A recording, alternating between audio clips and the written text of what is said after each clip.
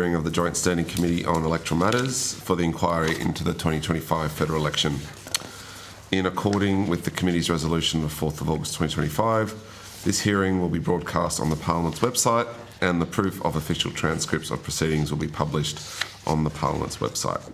I remind members of the media, those who may be present or listening on the web, of the need to fairly and accurately report the proceedings of this committee. I now welcome representatives of Global Shield Australia to give evidence today. For the Hansard record, would you please state your full names and the capacity in which you appear before the committee?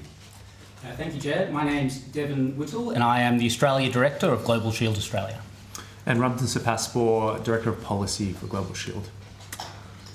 Thank you. Although the committee does not require to give evidence under oath, I should advise you that this hearing is a legal proceeding of the Parliament and therefore has the same standing as proceedings of the respective houses. The giving of false or misleading evidence is a serious matter and may be regarded as a contempt of Parliament. The evidence given today will be recorded by Hansard and attracts parliamentary privilege. I now invite you to make a brief opening statement before we proceed to discussion. Great. Thank you so much, Chair, and we thank the committee for this opportunity to appear today. Global Shield Australia is an independent, non-profit organisation dedicated to strengthening Australia's resilience to global catastrophic risk, and we have a particular focus on democratic resilience, which is why we have an interest in this inquiry. While we think Australia's electoral system performed very well in 2025, we are concerned that success should not make us complacent. The 2025 election was held against the backdrop of severe natural disasters and early forms of AI misinformation campaigns. We can be thankful that the worst case scenarios didn't materialise. However, we should prepare because next time we may not be so fortunate. So our submission into the inquiry focused on two key areas. The first was the need to strengthen Australia's capacity to conduct elections during disasters and crises. And the second was the need to safeguard our elections and our democratic system from the impacts and misuse of rapidly advancing AI technologies. In relation to running elections during disasters and crises, in 2021, Australia's electoral laws were amended to ensure the Electoral Commission was able to respond to emergency situations, and we think that was a good first step. But as with many legal powers that are on the books, it is critical that these are reviewed and stress tested to ensure they remain fit for purpose and that we actually know how we will be using these effectively in a crisis. We also think it's critical that these plans are communicated to the public so the public can understand what the plan is when things go wrong and aren't taken by surprise. In relation to AI, I think we're all familiar with the more immediate concerns around deepfakes, misinformation, influence campaigns. But one of the issues that our submission highlights is a more insidious threat from AI models, and that's their ability to subtly shape political views, often without users even realising that this is taking place. So to address the AI risks, we have a number of recommendations in the submission, but I'll just highlight three briefly in this statement. First, we think there's a real need for more transparency from AI companies and from the social media platforms that publish AI-generated content. Second, there's a definite need for more AI literacy and digital literacy amongst the broader Australian community so they can critically assess this content. And third, we need mandatory guardrails for AI, including for its use in electoral settings, and these should be accompanied by monitoring and mandatory reporting obligations so that the government's aware when things go wrong, when people are hurt, and when there is adversarial misuse of these systems. So to conclude, for over a century, Australia's had a very strong democracy, and we've stayed strong because we've been able to adapt to modern challenges, whether it's secret ballots, preferential voting, compulsory voting. Australia has been a world leader. We think as we go into this new era of uncertainty and volatility, we're going to need to continue this leadership, and that Australia needs to adapt and change to remain a strong and vibrant democracy in increasingly challenging circumstances. Thank you, committee, and we welcome your questions. Thanks, Devon. Thanks, Ramtin. I might start off with a few questions, then I'll hand over to the Deputy Chair. You mentioned just in your statement there that at the 2025 election you saw some early forms of AI disinformation. Did you want to expand on that, sort of what examples that you came across as Global Shield? Yeah, sure, thank you. And in Australia, as I said in the introduction, we were thankful that we didn't see a massive sort of campaign, and the AEC concluded that they weren't concerned that AI misinformation undermined our fair and free electoral vote. But we did see, of course, was the Russian misinformation attempts to poison chatbots. And maybe to give you some background as to how that operates, large language models, AI systems, are really dependent on the training data that they ingest. And what was seen earlier this year was Russia seeding across the internet Australia-specific content that they were trying to influence the outcomes of these large language models. So thankfully in Australia that didn't seem to have a direct effect, but we can certainly see that this could be an issue in the future around either poisoning these large language models or more direct campaigns around deepfakes and misinformation on social media and other places. And so that goes to your point about sort of those subtle ways that chatbots can influence voters. And so if there's sort of large-scale poisoning of it, it sort of filters downstream into a search term, who should I vote for, or something like that. Yeah, exactly. And so I think on that point about the subtle influence, there's sort of a number of ways that can arise. The first way is through this sort of deliberate state-based campaigns around poisoning training data. And even though you'd think you need to infect, a substantial portion of training data, there's some recent research from Anthropic earlier this month that indicated it can be a very low percentage. So 250 documents in a data set of over 16 billion parameters were able to influence the outcome of a large language model. So that's one way, poisoning the data set. The other way is sort of not even being aware when they construct a model, because obviously there's no political neutrality in the real world. Everyone has a point of view and models will have a point of view, and so it could be unintended bias. And then the third way is through something called a system prompt. So for all the large language models, when a user engages with it and they send their prompt, along with that goes what's called a system prompt, which the model maker embeds into that prompt.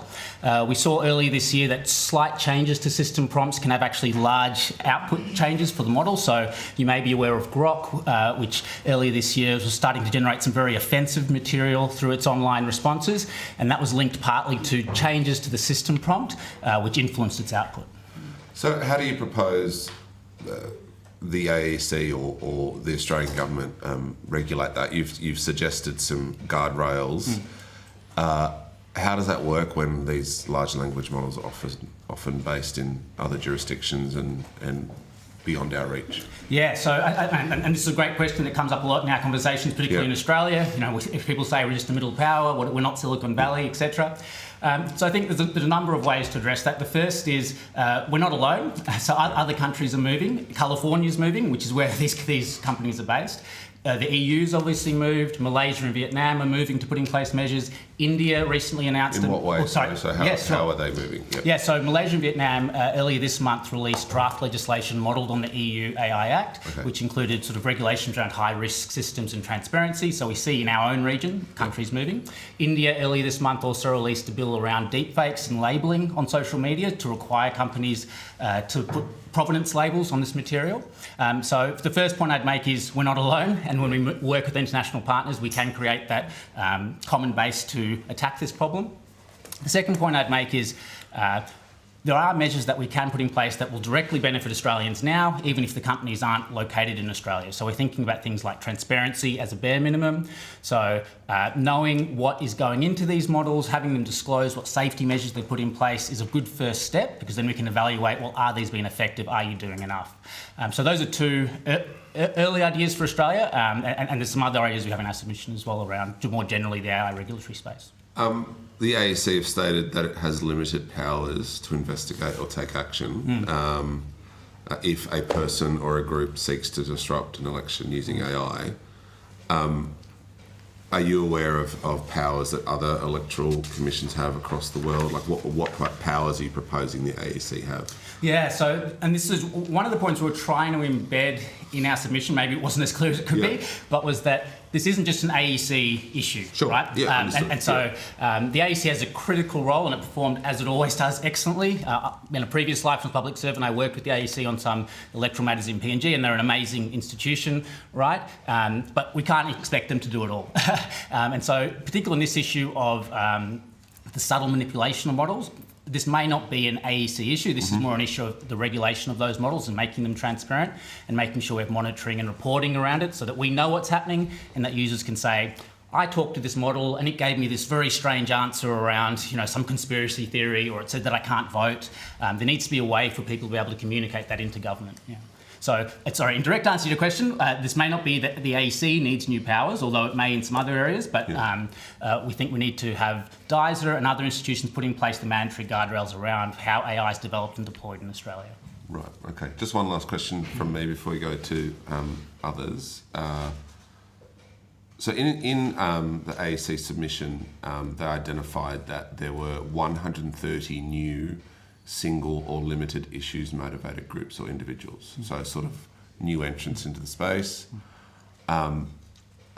We've started to receive submissions and evidence that those, some of those new participants were behind some of the disruption and physical security things that were prevalent in the 2025 election. What role, armed with AI, what role do you think those sort of new entrants or single issue entrants that don't have electoral accountability, left unchecked, what impact do you think they could have on our electoral process? Yeah, and this is quite a scary prospect in some ways, right? And I think there's again, two angles to it, which I'll go. Yep. The first is that sort of long-term between elections and the off-season, so to speak, seeding that discontent and lack of cohesion in Australian society, and so that's very concerning. But then in the direct electoral period, what we saw, for example, in Romania last year was the need to rerun one electoral process because of deepfake and misinformation campaigns. We're already seeing a direct impact in other jurisdictions. And who was that run by, that deepfake campaign? I'm sorry, not deepfake. The deepfake campaign. Deepfake, who was that run by? No, not deepfake. Deep state, no. It was a Russian influence campaign. Okay, yeah, so just a third party that wanted to disrupt and they were successful. Yeah, and so you can easily imagine if the electoral system is so undermined by these campaigns that we may have to rerun events or think about what are the processes we have in place to make sure that the vote was free and fair and people were properly informed. Okay, Deputy Chair. Thanks. And I'd like to sort of come off the back of the questions from the Chair.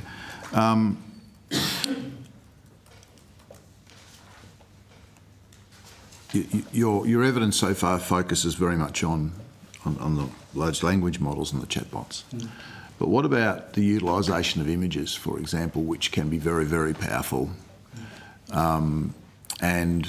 We saw in Tasmania at the last federal and state elections the use of AI-generated images by a group that clearly were there to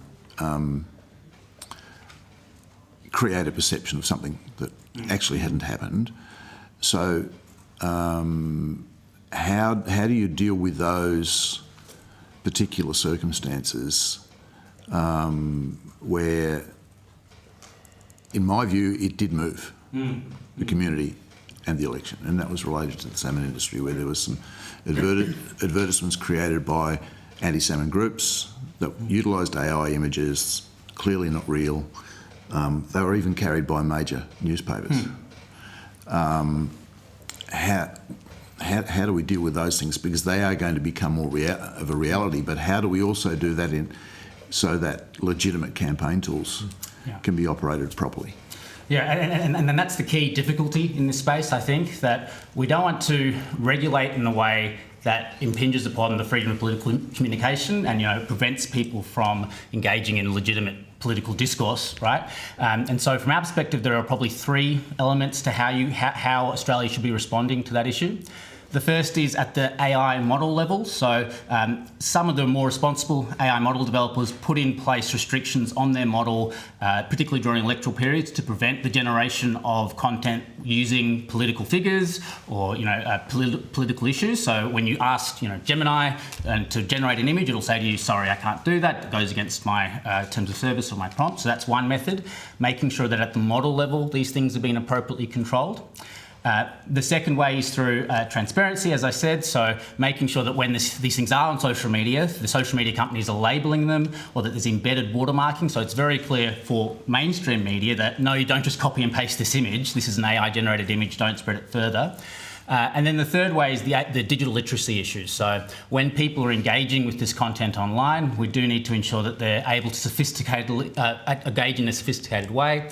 And we know the AEC has its Stop and Consider campaign, which was very effective, and in its reporting from this 2025 election, it was very positive about that. Our concern with that is it does seem to lack funding and a real, particularly across the electoral cycle, it needs more support and resources. When we look at how much the government as a whole spends on advertising campaigns, it's in the $130 to $250 million. This Stop and Consider, there's not precise figures, but we're assured that it's far less than a percentage of that amount. And so really investing in that is a way to help guard against the ability for that to actually have an impact in the electorate. You mentioned the social media organisations taking some responsibility too. How do you manage that in a circumstance where I've seen evidence or aware of evidence where they're, in some circumstances, politically playing the game too? So, for example, I was in Taiwan last week. I heard that the ruling party, the DPP, has been deplatformed from TikTok.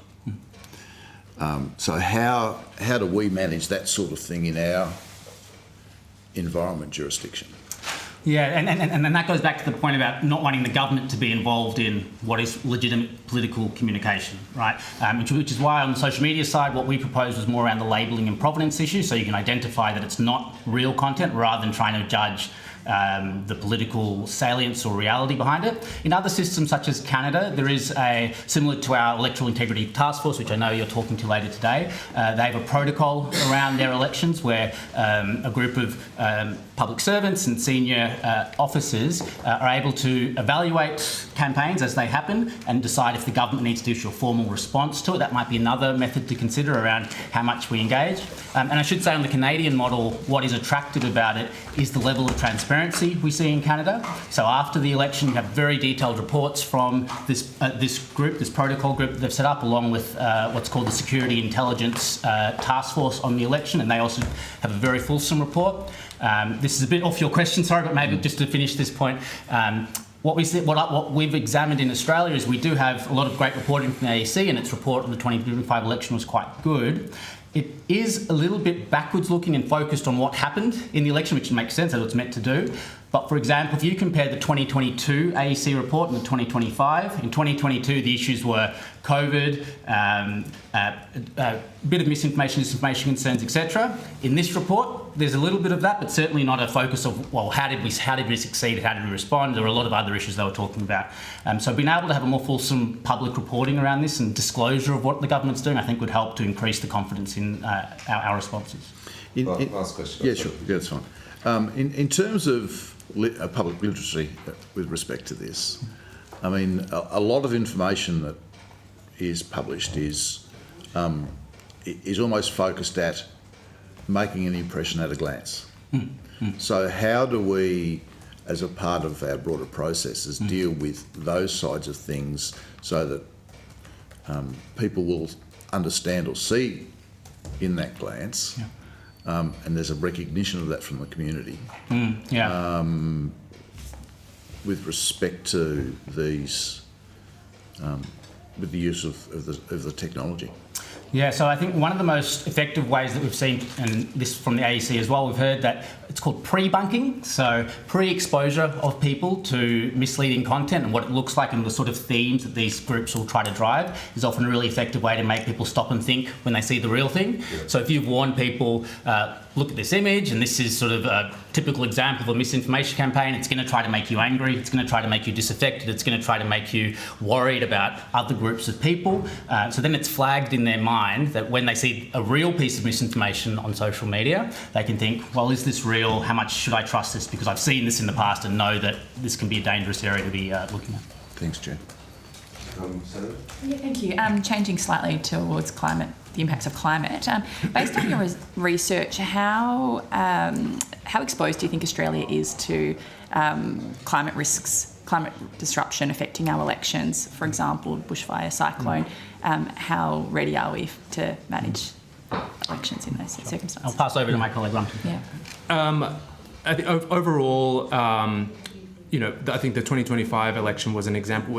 It's snuck right in between two major natural disasters, either of which could have had obviously great impact on the ability of Australians in those locations in New South Wales and Queensland to actually exercise their vote. So we definitely believe that Australia is highly vulnerable. The AEC powers that were as part of the inquiry, the 2021 inquiry that Jason conducted into emergency situations, gave AEC those additional powers if there's a national emergency declaration, but if it's below that threshold, there might be challenges in terms of actually exercising that. And even if those powers, we believe that even if those powers are obviously useful and effective, they've never been tested, they've never been actually exercised in any way, both the AEC powers and the National Emergency Declaration powers. So we don't know if they will even work in the moment, or especially in the context of misinformation. If something happens and the AEC has to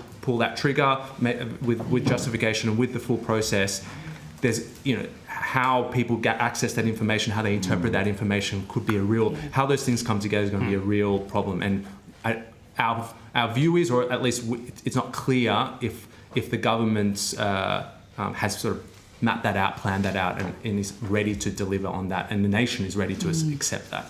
Yeah, thank you. And following on from that, you've talked about climate change as a compounding democratic risk. Would you say that the climate crisis is now directly affecting the fairness and accessibility of our elections? Potentially for young people, disabled people, elderly people being able to access voting booths to cast their vote?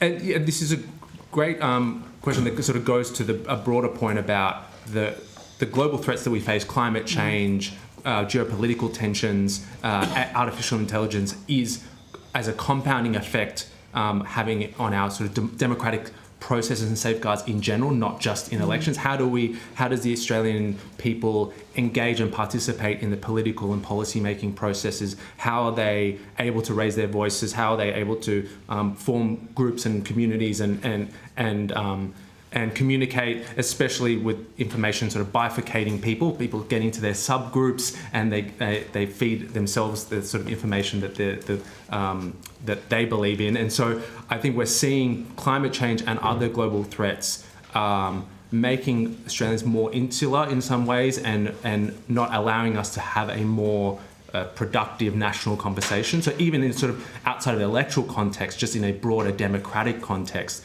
these global threats, I think, are creating conditions for us as Australians not to have a sort of as vibrant a democracy as we think. And are there some practical examples from your research around that disenfranchisement, or?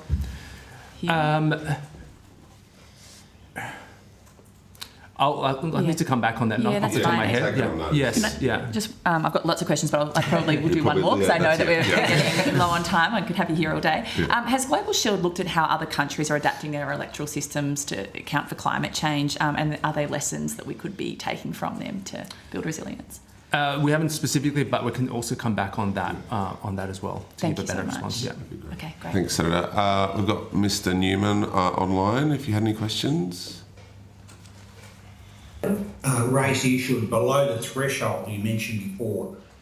I've seen in circumstances in my regional and rural electorate, the AEC adopt on the ground a very flexible approach when there's been major storms and agreements for polling booth workers to go home, and they'll allow how to vote cards to be available to voters, for example, and arrangements which really seem quite odd. And I'm wondering whether those powers and those decision-making has a legislative basis behind it in terms of the operation of the AEC on the ground. And secondly, when it comes to the power of the AEC officials on the ground, we've seen a rise in physical and verbal confrontation at polling booths. Do those presiding officers have the powers they need on the ground as well? There's not something, to be honest, that we've directly looked at the sort of the ground level. At the macro federal level, those powers are there for the AEC, the commissioner, to make those decisions about when do certain processes need to be adapted or changed or delayed as a result of some national emergency or crisis. So that those powers are there at the commissioner level. We'll need to take away, if you like, and for us to come back at the local level of what the powers of the individual electoral officers are. Yeah, that would be good. That would be good if you did that, because COVID, for example, happened, and in Queensland there was local government elections, state elections and federal elections, all within a short period of time during COVID. And the ECQ, Electoral Commission of Queensland, and the AEC really had to adapt quickly. And I've always wondered whether those powers were there to adapt in, whether it's climate change, but it's below the threshold of usual words. Yeah. It's never been tested, so I'm interested in what you think. And maybe just to add quickly, and I think this goes to the point we're raising about transparency as well. So I'm not familiar exactly what happened in Queensland in your electorate, but if people are aware that these powers exist and this is how they're used, that'll often help to ameliorate those issues around, were you actually allowed to do that? which can then lead to obviously conflict and disagreement with electoral officers. Yeah. So, Chair, I'll just finish on this note. You've given us the high level, to use your word, the macro level in terms of a declaration. Can you also look at that micro level on the ground, operationally? Does the AEC have the power in that flexible circumstances, or are they just winging it? And in terms of the decisions that they make on the ground when there's storms and bushfires and climate change issues? We'll take that on. Thanks, Mr. Newman. Ms. Campbell? Thank you, Chair, and thank you very much for your submission. I wanted to start with climate change, and the CSIRO and others have indicated that it's regional communities that are actually most impacted by climate change. I was going to ask if you agreed with that assessment in the first instance, and then also ask if that is the case, then do you agree with the idea that access to participation from a democratic perspective is actually most likely in the context of climate change to impact on regional communities?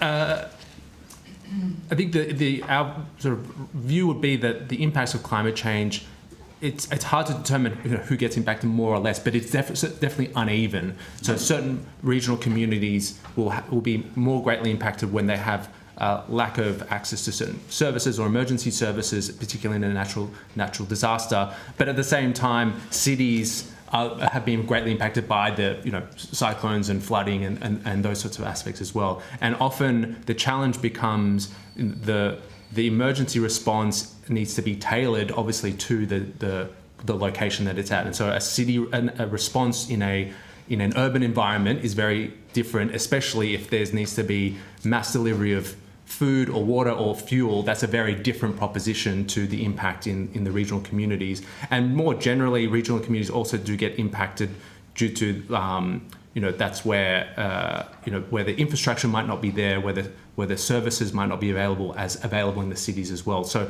there's sort of a chronic impact across the board, but particularly hits regional communities. But then the stresses like natural disasters does potentially more greatly impact urban areas. I think therefore that changes potentially that impact on the electoral process, where if there is a cyclone or a flood that's hitting a city, that's got many more people are potentially going to be impacted by that, whereas in regional communities that might not be the case.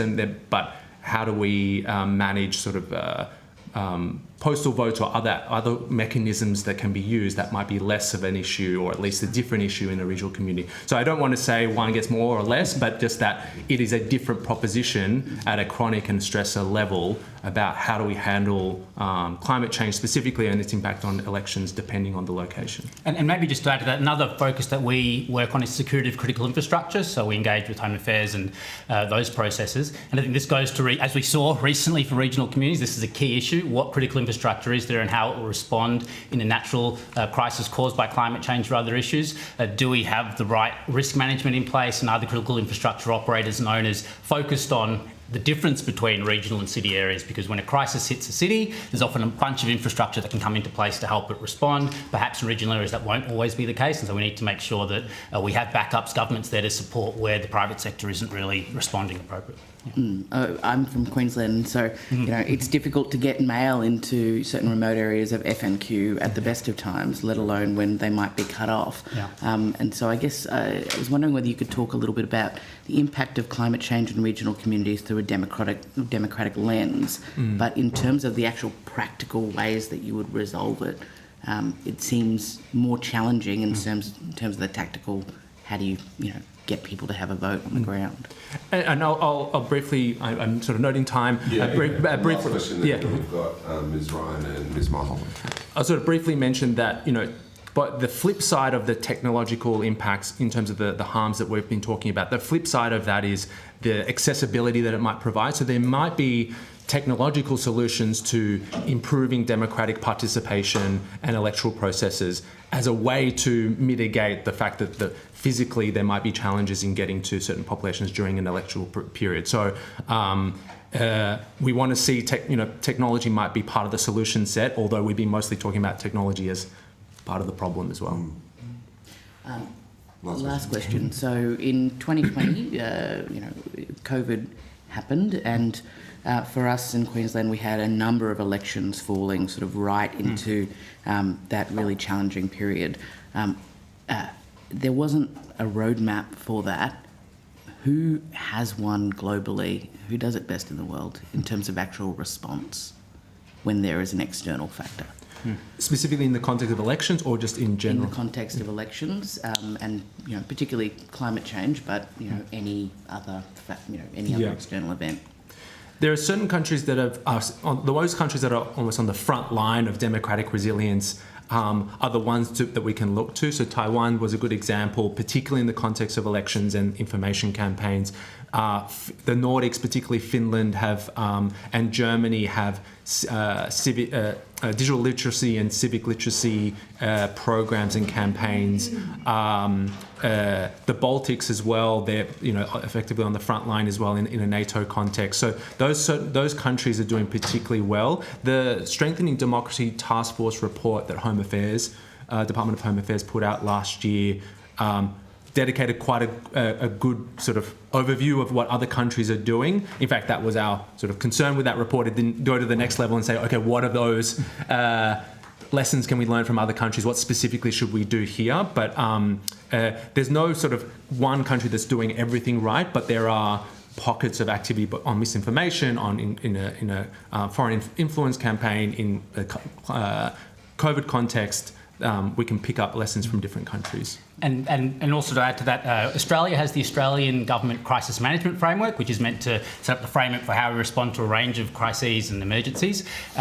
From memory, when we look at that, I don't think elections get a mention or the AEC gets a mention, right? And so we have ComDis plan, we have AusCap plan that's meant to be underway. We have a range of plans in place. What do we have in the election space? We just need a bit of transparency and perhaps development of that.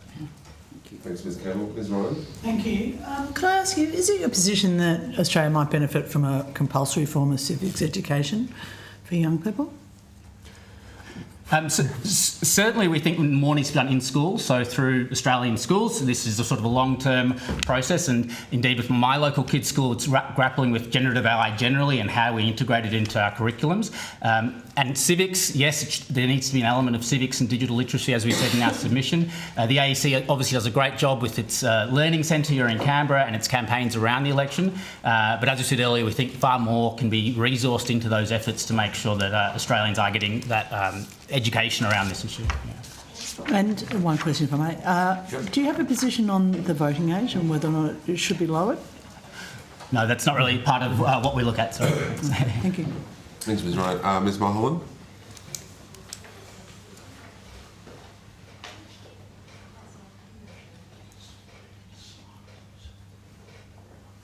Can't seem to unmute herself. Do we have any tech to unmute Ms. Mulholland? Julia? Sorry? Ms. Mulholland can't unmute herself. Is that something on our end or on her end? No, it's just work, sorry. There you go. Got ya. Apologies. Thank you to our witnesses for joining us today. We heard a little bit of evidence at our last hearing from the AEC where I asked them about the content of election material, particularly information that's given to voters, information displayed at polling booths, information sent out to voters, asked about whether or not the AEC takes a view or can take any action about information that is blatantly misinformation, incorrect information, dangerous lies. They said to us that they don't really have a view about it as long as the material is conforming in an authorisation sense, it's got the right authorisation. They don't take a view about the content of that information, and specifically said, freedom of speech and the voters get it right and all that kind of stuff. With the rise of AI and the potential risk of seeing the voices of politicians, the likeness of politicians used to create fake videos, fake voicemails that could be going out to voters, do you have any thoughts about extra protections that we could be putting into the Electoral Act to stop this? Whether an authorisation needs to say that this has been certified, that it has not been digitally altered in any way. Is there any protections that you think that we should be thinking about to protect against this? Yeah, thank you. And I think this goes to the heart of that difficulty of this issue, right? So Australians, I don't think, want government to be the arbiter of truth in election communications, and so that's a really tough issue to manage. I think the measures that we were proposing around safeguards at the AI model level, combined with labelling so voters know that what they're seeing is not real, and then education. We think those are good sort of no regrets policies, I guess, least impact in terms of that free speech element.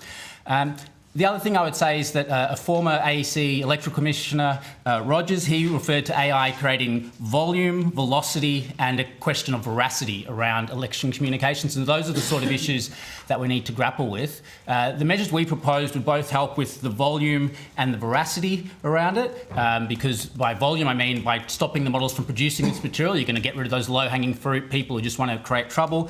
And the veracity with the labels, you can help to make sure people understand this thing isn't real, it's been altered. But it is a very difficult problem to make sure that Australians can still communicate freely and express their views, even if some people might think they're wrong or that they're misguided.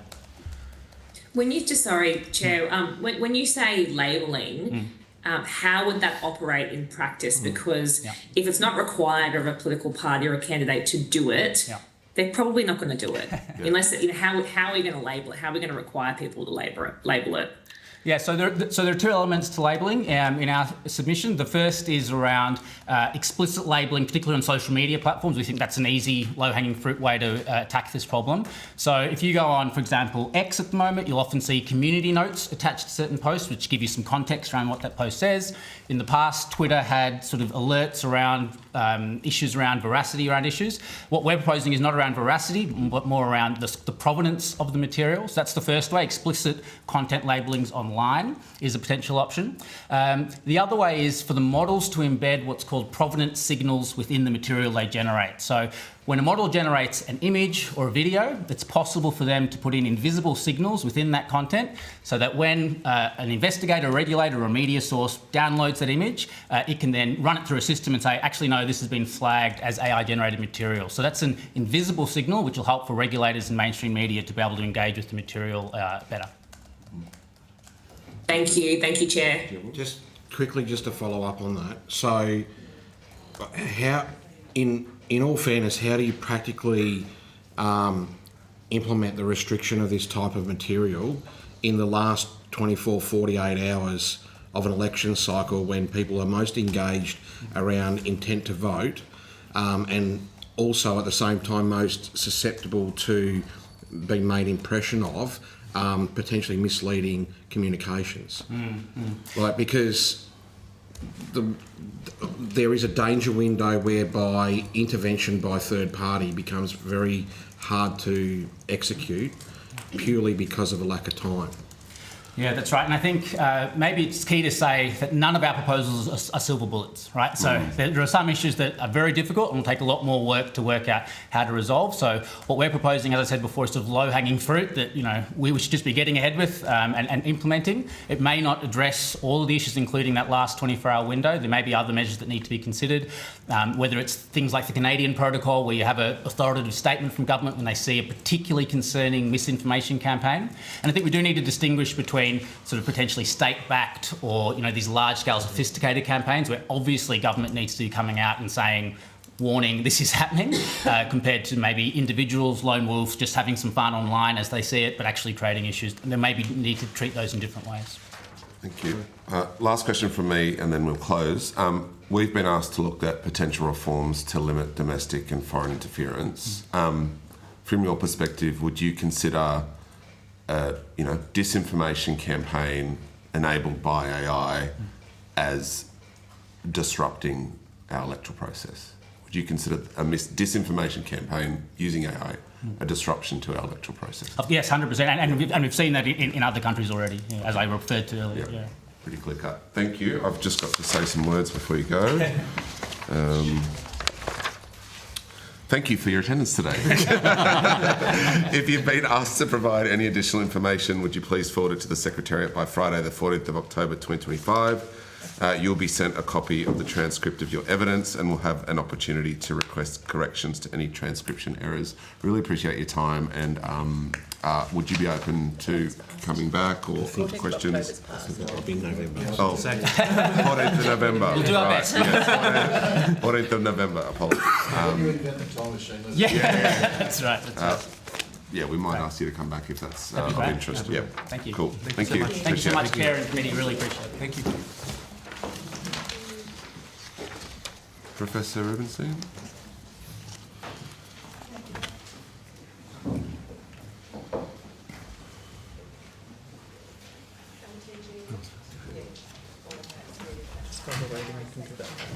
Yep, cool. Can I please ask a member to move that the submission from Professor Rubenstein be received and authorised for publication? Thanks, Deputy Chair.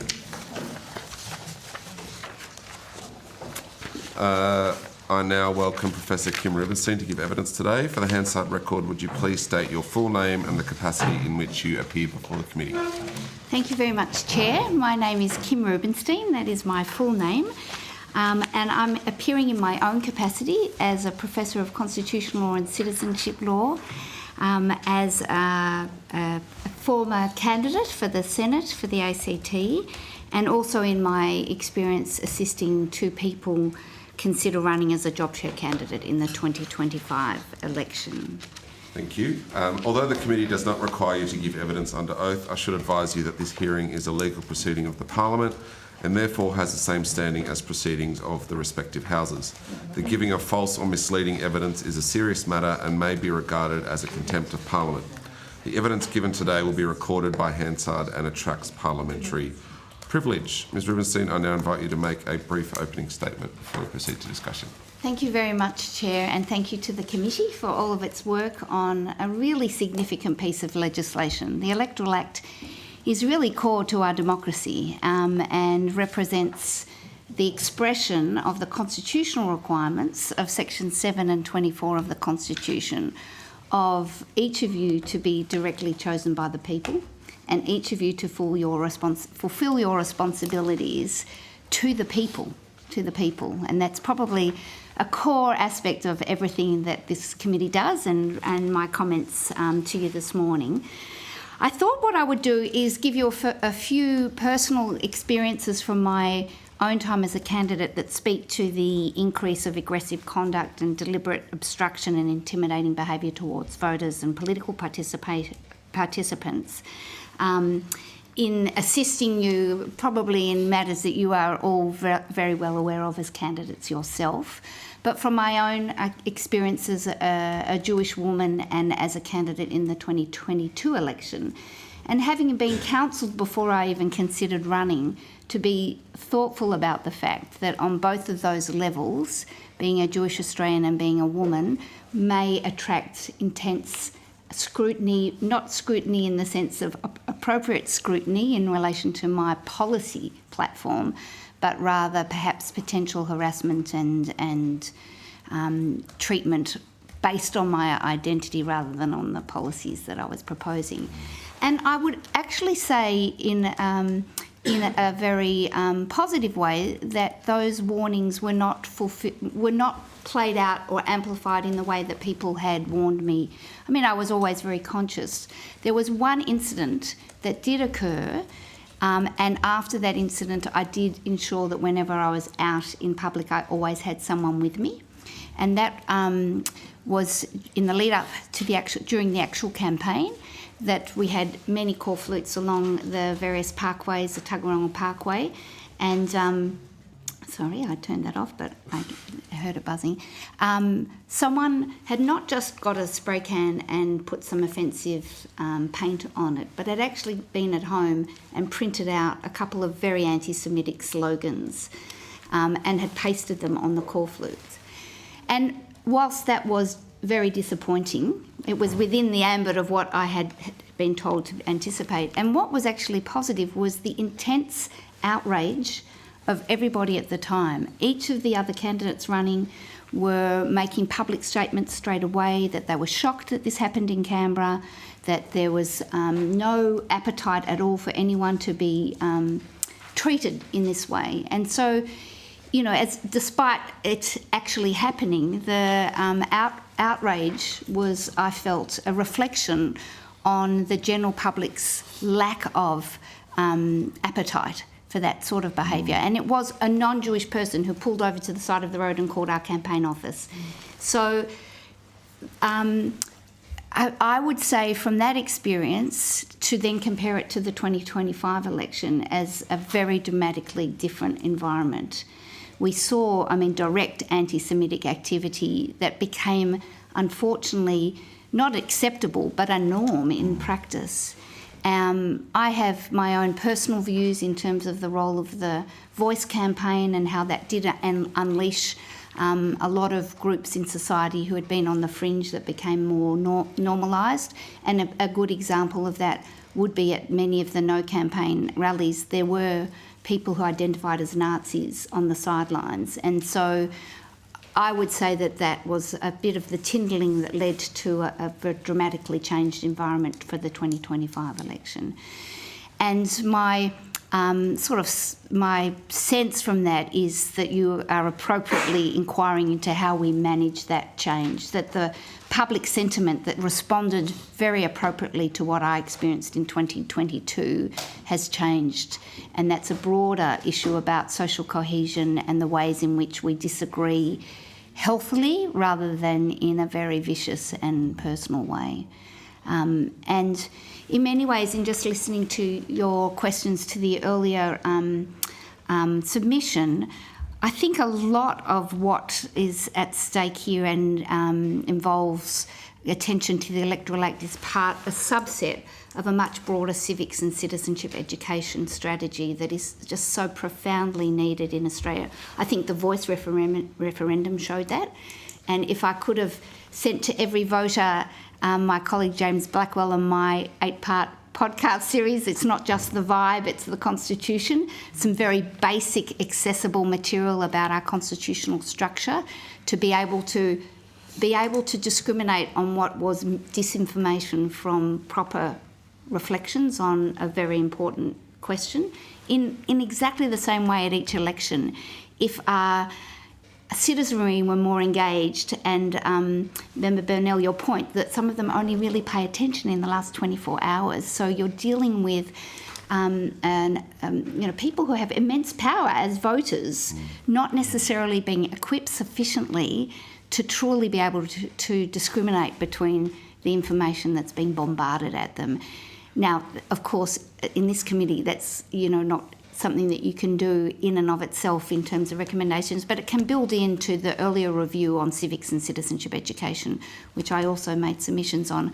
I do think it's a whole of life, Australian residents' life sort of pursuit from literally entering the school system to the end of schooling, not just one single visit to Canberra, and perhaps the opportunity of some civics and citizenship if you're doing those subjects in year 11 and 12, but actually a whole of life educational experience that at each level along the way of your schooling in age appropriate, level appropriate ways we keep embedding in the consciousness of our citizenry that knowing about the frameworks where decisions are made that impact on your daily life every single day is absolutely fundamental to being a citizen, that you need to know that so that by the time you are a voter, you actually are embedded with some fundamental values and principles that assist you in engaging in this fundamental role. So, Thank yes. you. We might get to some questions. I'll just have two. Yes. Sorry I had to go through that experience. It must have been awful. You talk about sort of a new norm, and that's rightly something that we're looking at. If sort of that escalation continues of that type of behaviour, what do you think the impact will be on the on political participants, like volunteers, Yes. voters, potential candidates, those who host polling booths in private, Yes. it's like church halls and stuff like that. Yes. What do you think the outcome will be long term if sort of what we saw in 2025 Yes. stays the same? Yes, well, I think very simply it's a discouragement to becoming involved, isn't it? That if the consequence of being an active citizen is that you're putting yourself up for unhealthy behaviour, then that is a concern, because each of us, there's a very sage Jewish prophet statement, if I'm not for myself, who will be for me? But if I'm only for myself, what am I? And if not now, when? You do have to be protective of yourself in making decisions about your active citizenship, and if it grows in a way that you know that you're putting yourself in harm's way, or that it's more significantly so, then that is a discouragement. So we need, as a society, I'm not saying therefore we just have to accept that. It becomes more of an imperative that we work out positive ways.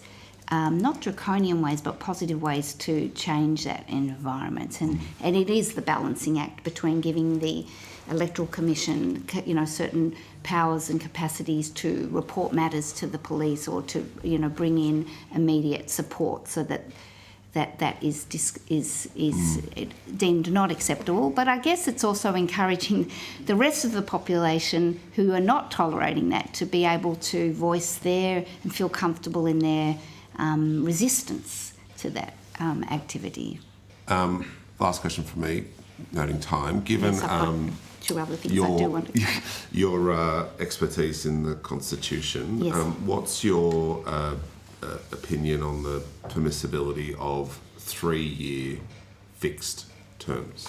Yes, well, I read my colleague Anne Toomey's submissions, and I think it's probably straightforward, because I want to get on to two other issues to affirm and support what she submitted in relation to that. So I think constitutionally speaking, there are limitations by virtue of what she referenced, but there are practical ways that you can, again, set up a norm or expectation about the length of term of a parliament that would then have political consequences for anyone who chose to. Exactly. Okay. And I think that that's a broad issue as parliamentarians, in terms of setting up standards broadly that may be changed, but creating a norm and an expectation where people see that as an appropriate standard or value, and then any change from that has to be fully justified. That might lead, because I do have two significant other points. Sure, we might just see if there's any questions. Chair. Well, why don't I ask you a question that might lead you to the thing that I think we'll talk about? Yes, great. And so your submission talks about representation from the territories. Yes. Go ahead, put your thoughts there, but how might that be managed in the context of the entire parliament? Excellent. Because that's one of the terms of reference that we're looking at. It is indeed. So, unlike the need for constitutional change for fixed terms, the change to the Senate representation is a simple change to the Electoral Act. By virtue of the 1975 changes and the High Court's decisions in the Senate Territory Representation Act, which challenged and questioned whether it was constitutionally possible. The High Court determined that it was within the Federal Parliament's power to determine the numbers of territory representatives without that impacting on the nexus requirements. So this Parliament could actually, if it chose, and I know politically it's unlikely, but it could choose to give the Northern Territory and the ACT equivalent representation of 12. And if one looks at the population of Tasmania, that's not an unfair thought for an ACT resident like I am. But I think, and this was part of my 2022 campaign, building on my earlier work on territory representation, I think the most straightforward and rational understanding that I think all voters would appreciate is that the ACT population has doubled in size since 1975, and in the period since 1975 until now, after that was introduced, the states each increased their representation by 2, from 10 to 12 in 1984.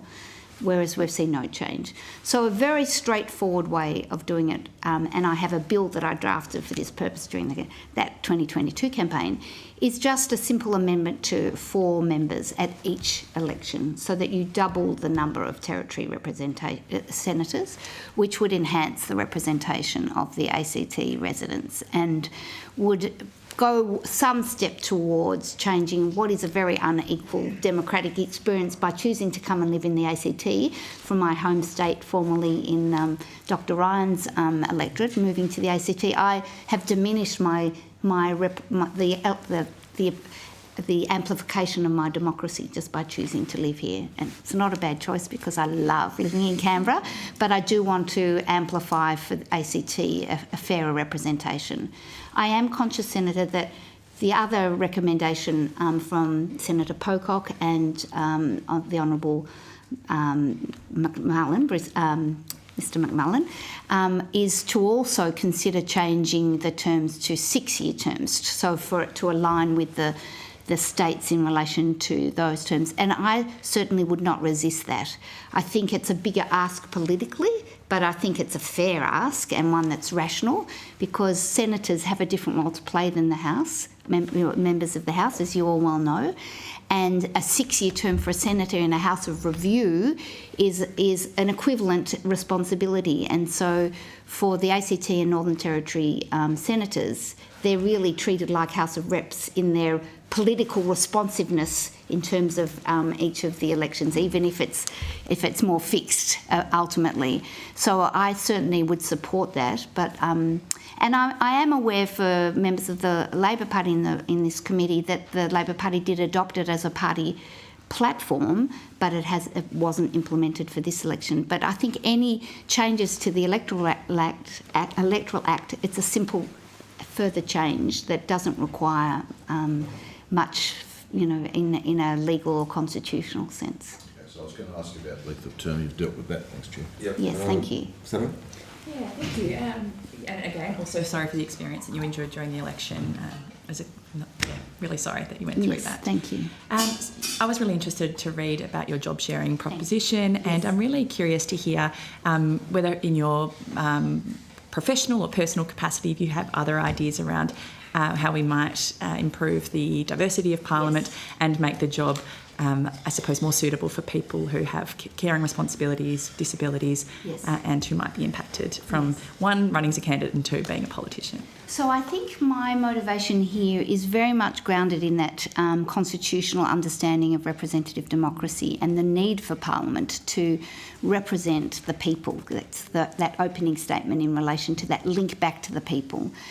And recognising that the Electoral Act is there to implement that need and that any structures that in effect prevent that from being fully fulfilled should be seriously scrutinised.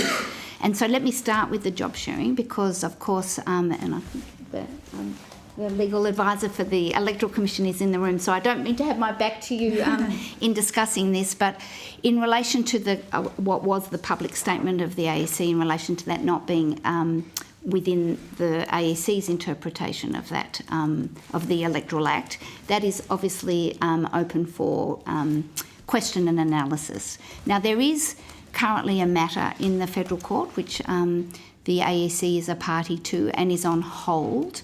It does give me an opportunity to re-emphasise a point that Professor Toomey raised in her submission last week in relation to any question about the constitutionality, whether it be of the legislation or an interpretation of the legislation. And in it, she said that she had heard that there might be a case in relation to the constitutionality of the changes for political donations on the basis of the disproportionate support that it gives major parties as opposed to individual parties. And that raises a question of whether the legislation is reasonably appropriate and adapted to the end it's being achieved. And she mentioned that she'd heard that there might be a case, but she says, but there is a dilemma. How do you find the appropriate plaintiff? How do you fund the challenge? And how do you face the risk of adverse costs? Which is always something that, when little people are trying to challenge big legislation, has to be taken into account because there are high risks involved. Now, I wouldn't even say little people. I'd say your regular citizen who has every right as a voter to question whether the interpretation of the legislation or the legislation itself is impacting properly, constitutionally, on their rights. Now, the case did actually have an opportunity to begin being heard by virtue of a decision by the Electoral Commissioner to agree for each party to bear its own costs in that first iteration before the election, which meant that the applicants as citizens were not subject to the same high risk because there had been an agreement, and each of the lawyers acting for the applicants, the Women's Legal Service for the ACT, myself and all the barristerial team were all acting pro bono. So they were providing an avenue for all Australians to have tested out whether job sharing is constitutionally valid and, more specifically, whether the Electoral Commissioner's interpretation is lawful. Very sadly, and that's my tone on it, because obviously I'm supportive of this being tested out by the court, it's on hold in the federal court because that costs protection did not continue beyond the last election. And the case, the matter, which is in the federal court, which is number 146 of 2025, has publicly available documents about the costs involved in going forward, which are estimated by the Electoral Commissioner and the Commonwealth, who insisted on being joined in as a party, of over $300,000. And so for a regular citizen, and if you add it to the costs that have been shared with the court in relation to up at this point, you're looking at around $600,000 for the whole case to have been run in terms of the cost to the Commonwealth and the AEC. Now, for a regular citizen, no matter what their personal earning capacity is, to have to shoulder that on behalf of the citizenry in the event of being lost, of the case not being successful, but then having been a contribution to the community in knowing what are the limits of the Electoral Act when there is contestation, to me should be a matter for this committee's concern, that any challenge under the Electoral Act, which is directly related to representative democracy, I think this committee could recommend that costs protection for a bona fide applicant. That you can't have vexatious people just wanting to challenge everything, but there would be a hurdle to show that there's an arguable case, which of course was what the federal court was asking of the AEC and the Commonwealth in this job sharing case, and was agreed that this was an arguable case. Once there is an arguable case, then that is a live issue for every voter as to whether they have the right to vote for a job sharing candidate, for instance. And just to reiterate, I do believe that that is one initiative that should be seriously considered. And perhaps another option, which is in my submission, is perhaps this committee could actually set up a purpose inquiry into job sharing in Parliament, looking at the legal and constitutional issues, but also the practical issues in terms of how that would work. The two individuals who wanted to be the first nominated candidate had very public expression of how they would do that as a job sharing candidate, but there would be very many ways of doing it, and I think a committee looking at that issue would be one way of enhancing our democracy and thinking through alternative ways to have more diverse representation. And the reason why it's more diverse is because there are so many people in the Australian community. We can look at the Australian Bureau of Statistics about part-time, people who have to work part-time, and the range of life experience that comes from people who work part-time, not to mention the other things that they do in their life that then in essence gets brought into the Parliament, would be very healthy. And so you would diversify. Disability is another issue that is why some people can't work full-time. So I think in that respect, it's a really important initiative that needs to be taken seriously. And my other point about it, which is to do with the culture of this Parliament, and with no disrespect for each of you who are here serving us, but it takes a certain type of person to be attracted to committing in the way that you have each committed. And that narrows the pool. You are diverse, each human being is diverse, but it does narrow the pool of the life experience that can be brought into this Parliament, and everybody is affected by the decisions of parliamentarians, and so a broader range of life experience in that mix would be healthy, but also the concept of sharing power. I know that a lot of people have their difficulty in getting their head around that concept of shared power. Parliament itself, in terms of collective responsibility in Cabinet, is an expression of shared power. The Governor-General represents the King of Australia. She is job sharing with the King of Australia at the moment. When he's in town, she doesn't fulfil her responsibilities. There are ways of sharing power that could also occur for parliamentarians in a way that would be healthy for democracy. Thanks, Ms. Rivers. I might move on. We're just a bit Yes. short on time. Ms. Campbell? Just two really quick questions from me. The first was that you talked about practical ways exist that Yes. you can use to set up norms with respect to length of terms. Yes. Can you just take us through what those practical things would be? In terms of Length of terms. yes. So I guess that comes back to civic education in terms of what is it that is positive about having longer terms in terms of the impact on the quality of legislation. One of the current issues is the short-termism aspect of politicians knowing that in order to fulfil their policy objectives, they need another term to be able to do that. And so their time is split between making sure they're electorally re-electable at the same time as putting their attention into it. So I'm really... I was more thinking about your comment about if you were going to institute longer terms. Yes. That there were practical things that you could do, or practical norms that one could put in place to make that possible. Oh, so in terms of within the Electoral Act, there are ways in amending the Act to have an expectation of a particular length of term without that actually being embedded in your constitution. So it could be overturned because any parliament could seek to change that. But once you set it up within your legislative framework and then create an educational framework to talk about the norms of why that longer term is in the benefit of the voters, that it's not just in the benefit of the politicians, that sort of cynicism that we unfortunately see a lot of, that this is giving you more power to stay in longer. It's actually... the education would be about actually it's giving you as a voter more power to have an impact during the term of that politician because they're actually able to listen and interrogate and develop better policies. So it's a mix of changes to the legislation as well as voter education. And my final question was on behaviours and the increase in aggressive behaviours. And yes. I, like the other member of the committee, yes. I'm so sorry that you had felt that way. You talked about those kind of aggressive behaviours yes. becoming more normalised. Yes. What do you think are the primary drivers behind that normalisation? How many hours do we have? Very few. Yes, exactly.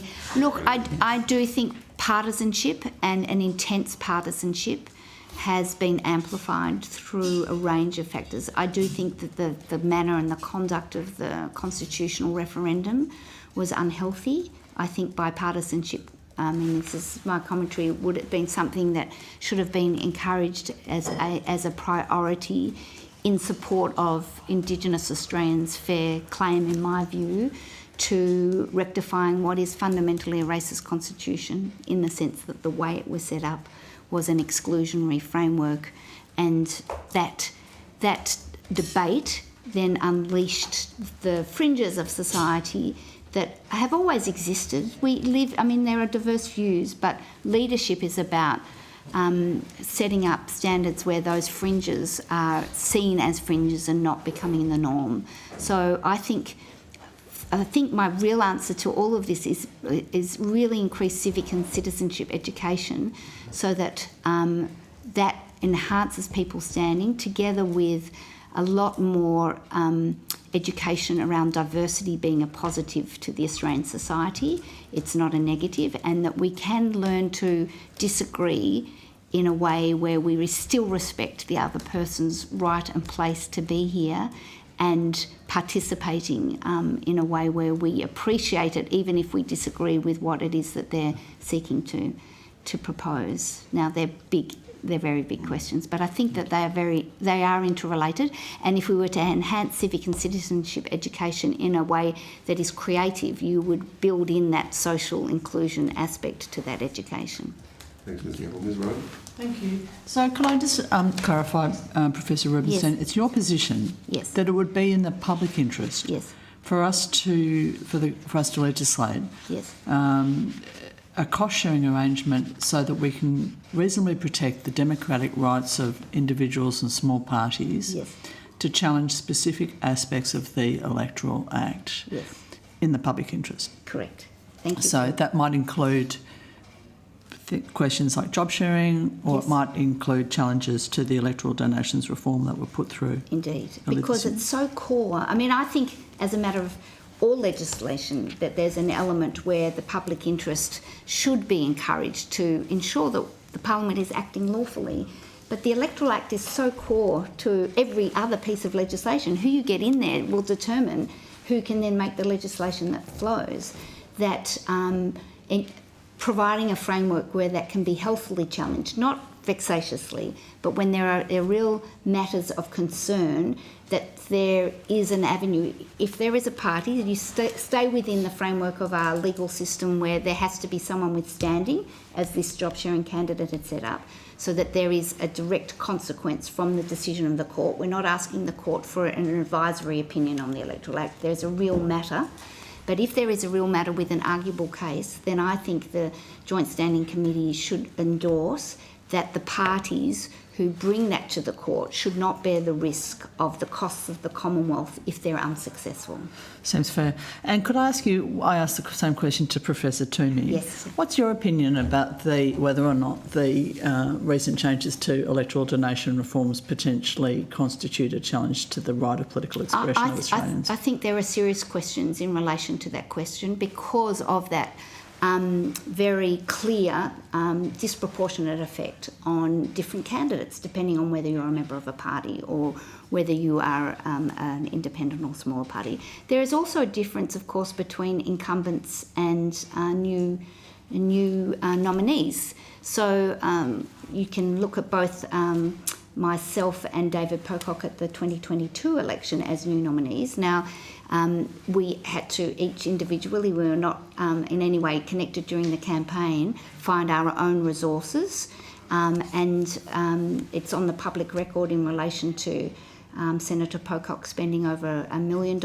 I was able to raise $500,000, which was a considerable amount of money, but compared to over $1 million and Senator Gallagher also spending over $1 million meant that the playing field wasn't even. But that's not to say sour grapes on my part, but just to show literally the difference. Yet Senator Pocock has put on the public record how much less he had to spend at this election as an incumbent. So all of those factors, I think, are relevant to the impact of the changes, and there is a serious question then of whether the object of transparency in public donations, which is a very significant question for us as a democracy, has been played out in a way that all nominees get the benefit of that that infringement on the freedom of political communication, because that's what the court would be balancing, that in principle you shouldn't infringe the right of people to discuss democratic issues, but if there is some purpose that is seen as appropriate to limit that freedom, which transparency and enhancing democracy is, then the court will look at it and say, is this legislation reasonable and appropriate to that end? And if there's anything that raises significant questions about the authenticity or the ends, then I think it is definitely arguable. And again, given it's definitely arguable, surely we want to live in a legal environment where Parliament and the executive in particular doesn't have excess power by virtue of the fact that the ordinary citizen can't go to the court and challenge that if there is a serious question. Yeah, agreed, thank you. That's it, I think. Thank you, Professor Rubenstein. If you've been asked to provide any additional information, please forward to the Secretariat by Friday the 14th of November.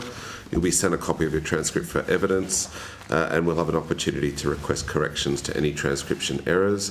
I might just move to suspend hearings as we get our next group in. Thank you very much, and thank you to you all. Thank you. Just for a few minutes. We're breaking at 11. Thank you, Sam. Thank you. Yeah.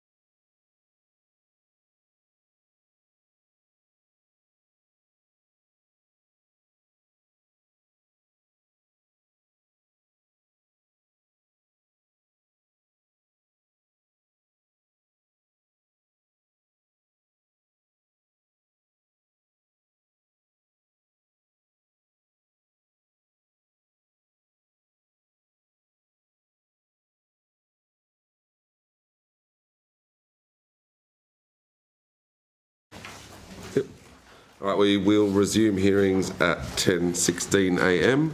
I now welcome representatives of the Electoral Integrity Assurance Task Force to give evidence today.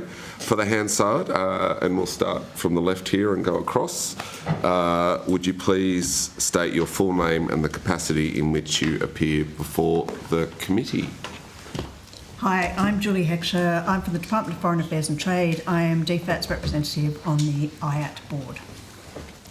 Hi, I'm John Swiringa. I am from the Office for National Assessments. I run the Economic and Thematic Assessments Division at ONI. I'm Michael Lynch from the Australian Electoral Commission. I'm the First Assistant Commissioner of Electoral Integrity and Operations. Kath Gleeson from the Australian Electoral Commission. I'm the Acting Deputy Electoral Commissioner and the Chair of the EIAT Board. Kira Spencer, Deputy Secretary Law Enforcement and Domestic Security from the Department of Home Affairs and the representative on the EIAT. Nigel Ryan, I'm the Acting Deputy Commissioner of National Security for the Australian Federal Police. And Lieutenant General Michelle McGuinness, the National Cyber Security Coordinator. And just for clarification, if anyone does come up from the back to answer questions, we'll just get them to state their name before they answer. Although the committee does not require you to give evidence under oath, I should advise you that this hearing is a legal proceeding of the Parliament and therefore has the same standing as proceedings of respective houses. The giving of false or misleading evidence is a serious matter and may be regarded as a contempt of Parliament. The evidence given today will be recorded by Hansard and attracts parliamentary privilege. I now invite you, Ms Gleeson, to make a brief opening statement before we proceed to discussion. Chair and committee members, thank you for the opportunity to appear today and to make an opening statement. As Chair of the Board of the Electoral Integrity Assurance Task Force, also known as the EIAT, I would like to make some opening remarks about the EIAT and the 2025 federal election. I'd like to start by expressing pride in the construct, especially as the new chair of the board for this federal election in my capacity as Acting Deputy Electoral Commissioner at the AEC, and in acknowledgement of the way that the EIAT has continued to evolve. In that respect, I thought it might be worth letting the committee know that given organisational restructures and machinery of government changes, it means that we've welcomed updated representatives from some member agencies. I'm deeply grateful to all board members for their commitment and for being present today, and thank the committee in advance if there are questions that we need to take on notice. I'd also like to take this opportunity to acknowledge and thank the dedicated task force members and the teams within our member agencies who work to uphold and strengthen electoral integrity. Their ongoing efforts are fundamental to the success of the EIAT and the confidence of the Australian public in our electoral processes.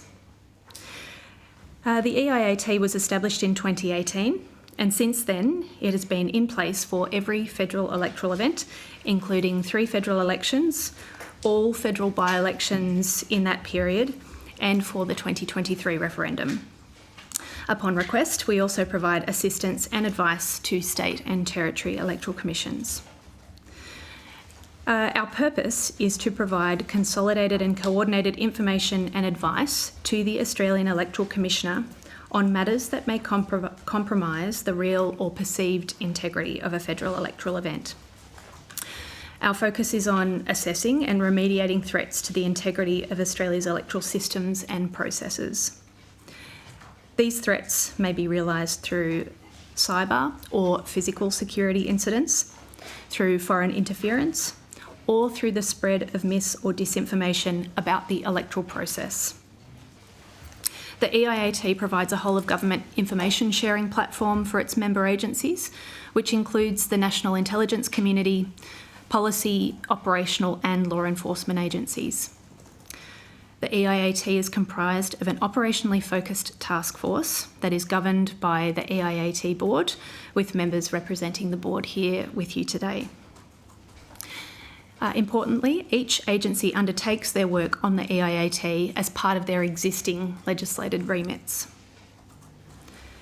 Ahead of the election in January 2025, the EIAT published important information to help voters and candidates understand the electoral environment and the EIAT's role in helping to protect the integrity of the election. On the 1st of July 2025, the EIAT board provided our post-event advice to the Acting Electoral Commissioner on the integrity of the 2025 federal election.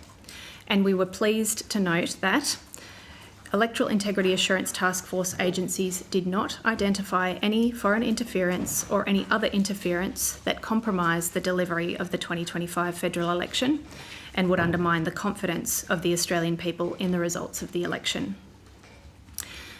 The current electoral environment is particularly complex and changing, as you would appreciate, and in our advice we also noted that leading up to and during the 2025 federal election, EIAT agencies engaged with issues as they arose in the electoral environment, including the continually evolving digital communications environment, deteriorating physical security conditions, and suggestions of foreign interference in campaign activities. We also noted in our advice that the Australian community played an important role in protecting electoral integrity, particularly as voters, candidates and other participants in the electoral process have become increasingly attuned to the electoral security environment. Chair, my EIAT board colleagues and I welcome your questions and we look forward to supporting the committee. Thank you, Ms Gleeson. I guess I'd just like to start just with your definition of what interference would be in an election, because I think that could be varied amongst a lot of people. So yeah, could you just set that out for us? So what is interference, and then perhaps what would be your definition of domestic interference or foreign interference? Thank you, Chair. Definitions are important, and it's a key factor that informs the contemplations of the EIAT. And on the difference between, particularly between foreign influence and foreign interference, I might invite my colleague from Home Affairs to speak in a little detail about that. But importantly, the EIAT was established to provide advice to the Electoral Commissioner on interference that might impact on the integrity and trust of the public in the outcome of an election. We think of interference as something that can happen across those vectors that I just mentioned, so across mis and disinformation, which is about the electoral process, very importantly, so something that might misinform a voter about how to cast their vote formally in an election, for instance. It can relate to physical security, intimidation, meaning that people can't attend polling places or feel disinclined to participate. It could be foreign interference, which I'll ask my Home Affairs colleagues to speak to in a moment. Or it could be a cybersecurity issue that could impact on the integrity of the event. So those are the vectors that we focus on, and interference from our perspective means something that would be at a threshold that would impact the actual integrity of the election. And when we talk about elections, we're talking about 158 elections in a federal election, and that's very important. But something that would impact the actual integrity or the perceived integrity, by which we mean the confidence of voters in the outcome or the running of the election.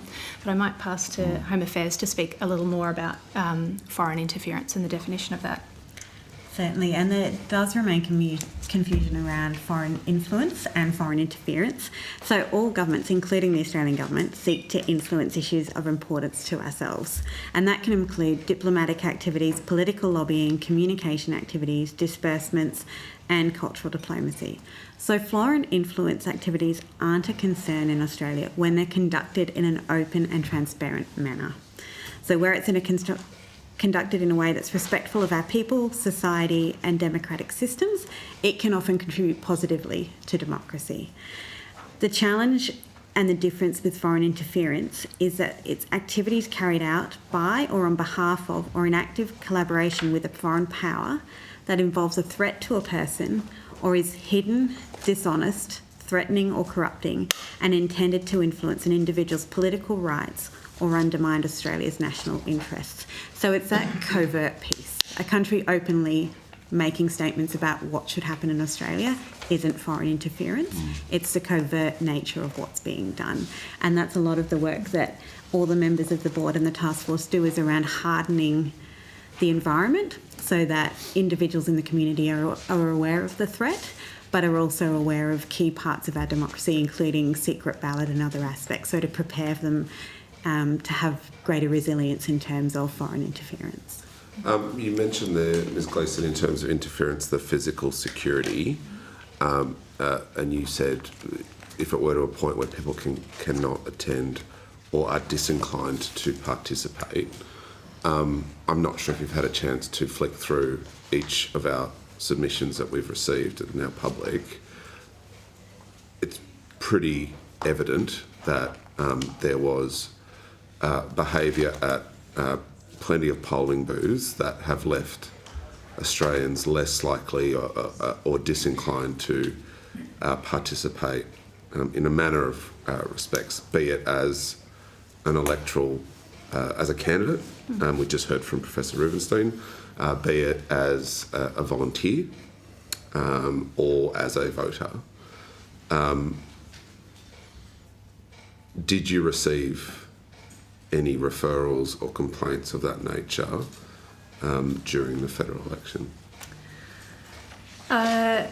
So the EIAT takes on referrals from a whole range of sources, and the AEC and the EIAT, of course, are very attuned to ensuring that all eligible voters feel comfortable, safe, enthusiastic even to participate in an election. That also extends, as you say, to campaigners and candidates. I might say that the AEC does a lot of work, even outside of the EIAT, to facilitate that. And we have many relationships with police jurisdictions around the country, very close relationships that are managed nationally, but also by our Australian electoral officers in the states and divisional returning officers locally, so that we are able to respond quickly to concerns about physical security issues. And there were certainly instances where we had issues and needed to involve police. And I might invite my AFP colleague to speak a little more about the work that they do in that space, including the work on just before you, I just want to reconcile sort of the definition you gave of interference with that disinclination to participate because of behaviour and physical security on the booths, with the evidence that we're getting, right? Like, so you said that the statement says that there was no other interference in the federal election. We've got over 100 submissions, and we'll receive more, that go to that very point of disinclination to participate. So I just want to understand how you reconcile that, the evidence we're receiving versus the statement that there's been no interference. Understood, Chair. I can say that the AEC did not receive reports of individuals saying that they refused to participate on the grounds of their safety. And if we had significant reports of that nature, that would be something of interest to the task force and the board, and something that we would engage with in EIAT. But we certainly, I think that your point is an important one, in that, as I said, the AEC did receive local reports of people feeling concerned about conduct in some polling places. And I don't want to overstate this, notwithstanding the submissions, and I have seen the submissions. I travelled a lot during the federal election and saw many polling places across Australia where there was very civil campaign behaviour, and that's exactly what we want to see. But there were pockets, as the AEC has mentioned in our appearance before this committee, particularly in Metro Melbourne and Metro Sydney, where we saw concerning behaviour, and there were instances where police had to be called. Now, that could be initiated by staff at the AEC, by our polling staff, by our liaison officers, or by the divisional returning officers. It may filter up to our central command centre at the AEC, or it may be initiated by individuals outside of the 6 metres. As you're aware, the AEC doesn't have jurisdiction outside the 6 metres, but we of course have an interest in facilitating a safe space for people to enter a polling place and to participate in the process. So there were absolutely instances where people, where the police were called, or our staff had to try and intervene to help call for calm, so that access could be facilitated. So hopefully that's helpful, Chair, but it certainly wasn't at a threshold that the EIAT would consider that interference. I might hand What is the threshold? The threshold is something that means it would compromise the integrity of the election. But I might ask Mr. Ryan to speak a little about the physical security environment that we grappled with. Thank you. Thanks, Chair. The AFP's role obviously is distinct from the state policing role, where you'd have a response to instances of disturbances or threats against people at actual polling stations. Our role relates more to providing advice to the EIAT in relation to the vulnerabilities and risks that are associated with ensuring the integrity of the electoral process. So for the most part that relates to the foreign interference piece, but also the physical security of parliamentarians and candidates, of which we ran Operation Australis 25. That ran between the dates of the 28th of March to the 3rd of May, and that required 600 AFP officers to be involved, and a culmination of about 45,000 hours were attributed to that's mostly attributed to the physical security aspects of parliamentarians and candidates for the election. During the course of that time period, we had 51 instances where we had reportable information that required us to not necessarily investigate but triage matters.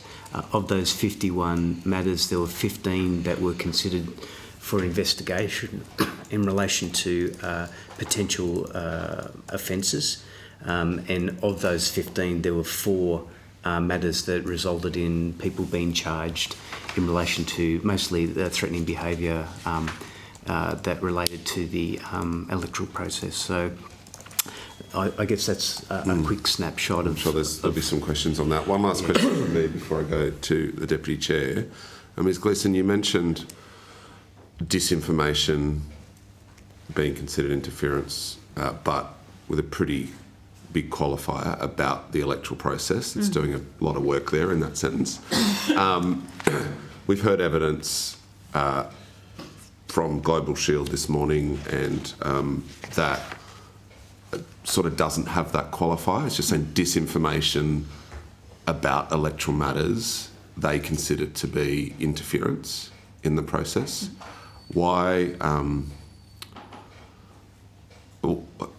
do you narrow your scope to disinformation just about the electoral process rather than about matters that may influence elections? So, Chair, I'll respond to that in a few ways. Yeah. One is that you use the word influence, and certainly the view of the AEC is that elections are a contest of ideas, and in that, campaigners are very legitimately trying to influence the public to cast their vote in a particular way. Therefore, the view of the AEC is that it is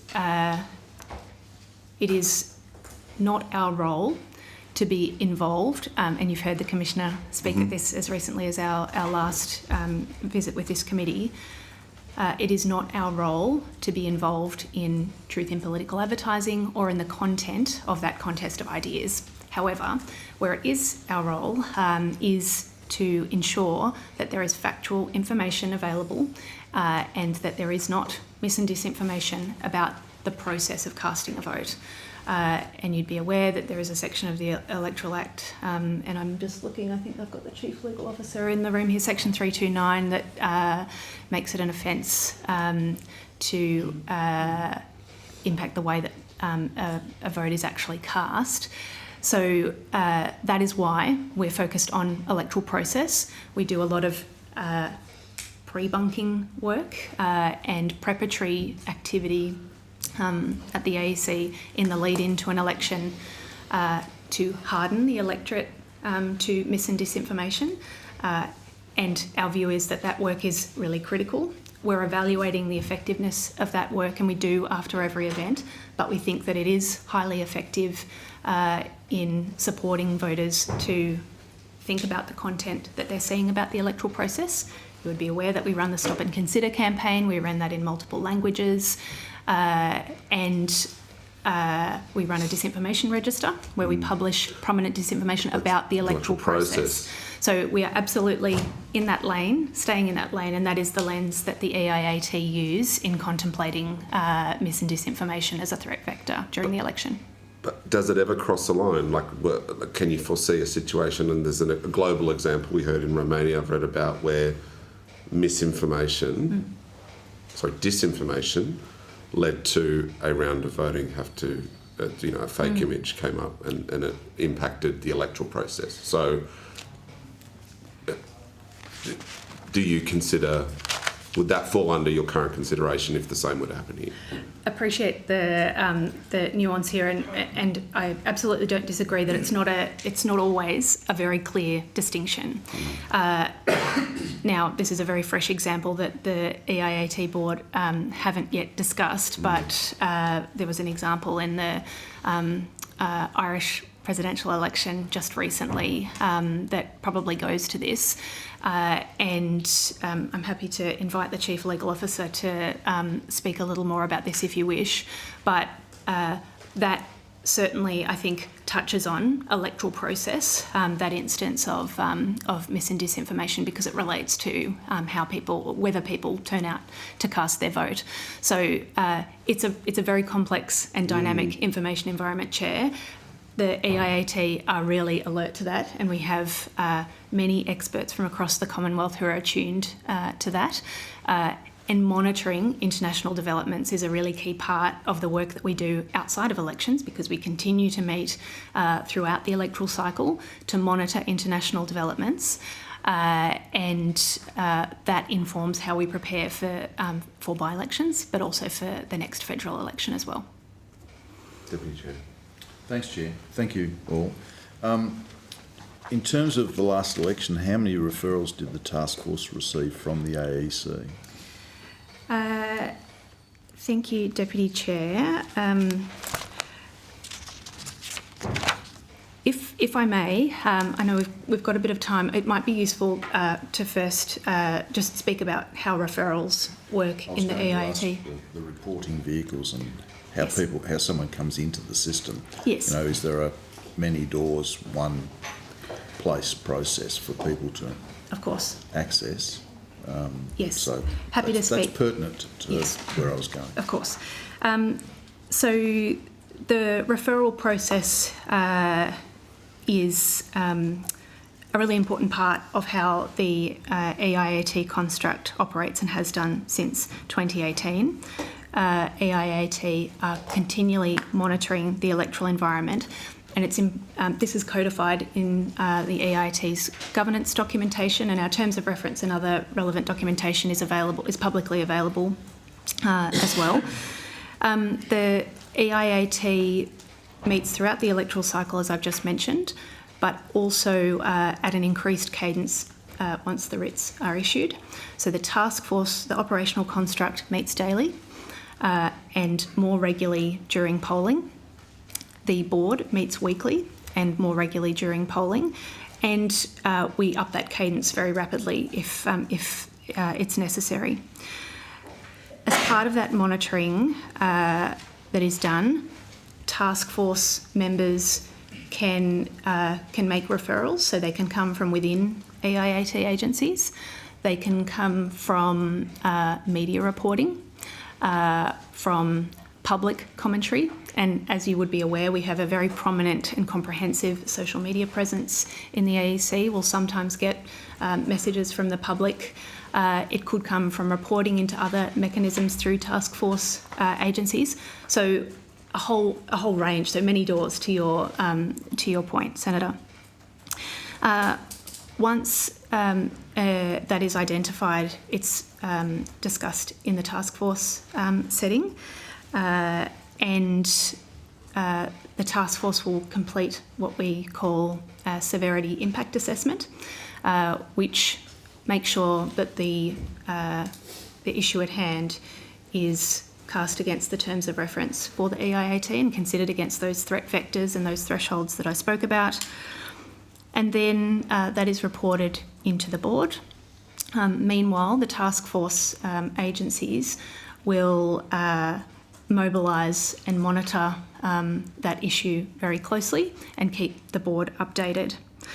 In some instances, as you would know from the election, Senator, the EIAT board may choose to make public statements about matters and about referrals. I'd like to speak briefly about there being a very fine line there about our contemplations on what to make public statements on. We have a communications protocol for the EIAT that assists the board in contemplating when it's appropriate to make to communicate. Now that might be public statements, it could be briefings, it could be advice to the Electoral Commissioner. But in all our contemplations, we are very focused on prompt and comprehensive action, but also not seeking to inflame something that may not end up being an issue, or drawing attention to something that could be a small issue and thereby amplifying. So it is a very delicate balance that we seek to strike in the EIAT. But we made public statements on several of the matters that we considered, and we always seek to and have closed the loop on those so that the public have visibility of how those referrals have been closed. So there is a public reporting process in respect of the outcomes of the referrals. So the EIAT, the AEC website and the EIAT website contains media releases and the statements from the EIAT on matters that we have said we are looking into. Yes. I'll just move on to something slightly different. Global Shield in their submission quotes the acting commissioner, arguing that the Commission doesn't have the regulatory tools to specifically prevent AI from being used to threaten electoral integrity. What tools do you think the Commission needs?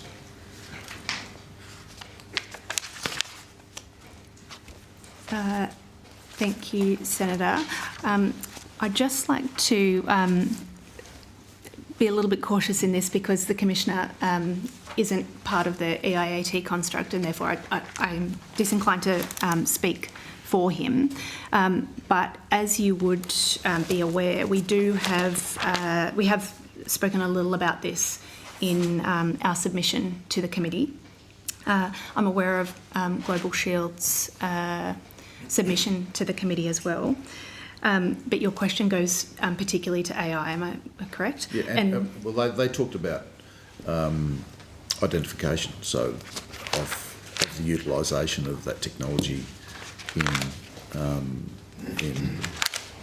yes, the campaign, and so I mean this goes back and the context, if I'm remembering it correctly, and I'm not trying to verbal, and was about transparency, so people could see what it was and yes, then make their decisions in relation to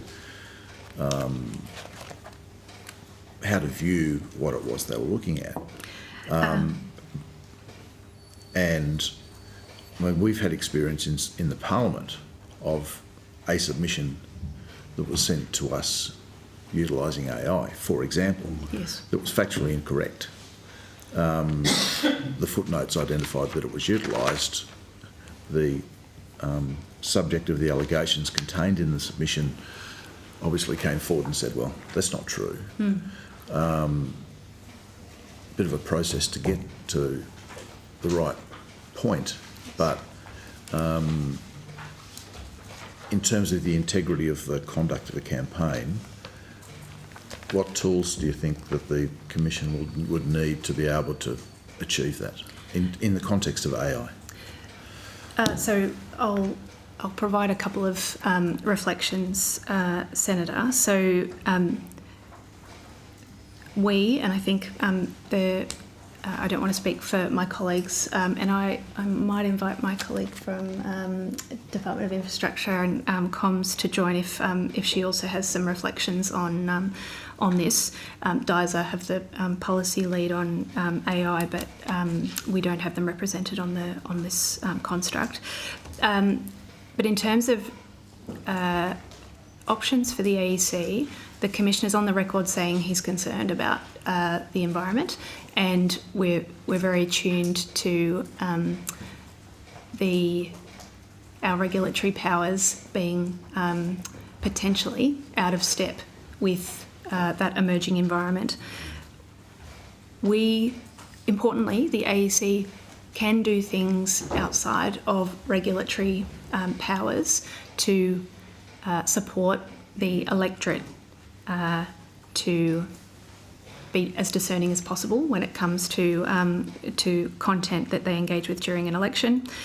But I mean, we say in our submission that those targeted efforts are not going to be enough to build resilience to the sort of digital environment that we grapple with in elections.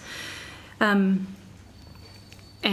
we mentioned in the submission that the continued evolution of AI will further degrade and complicate the information environment around elections.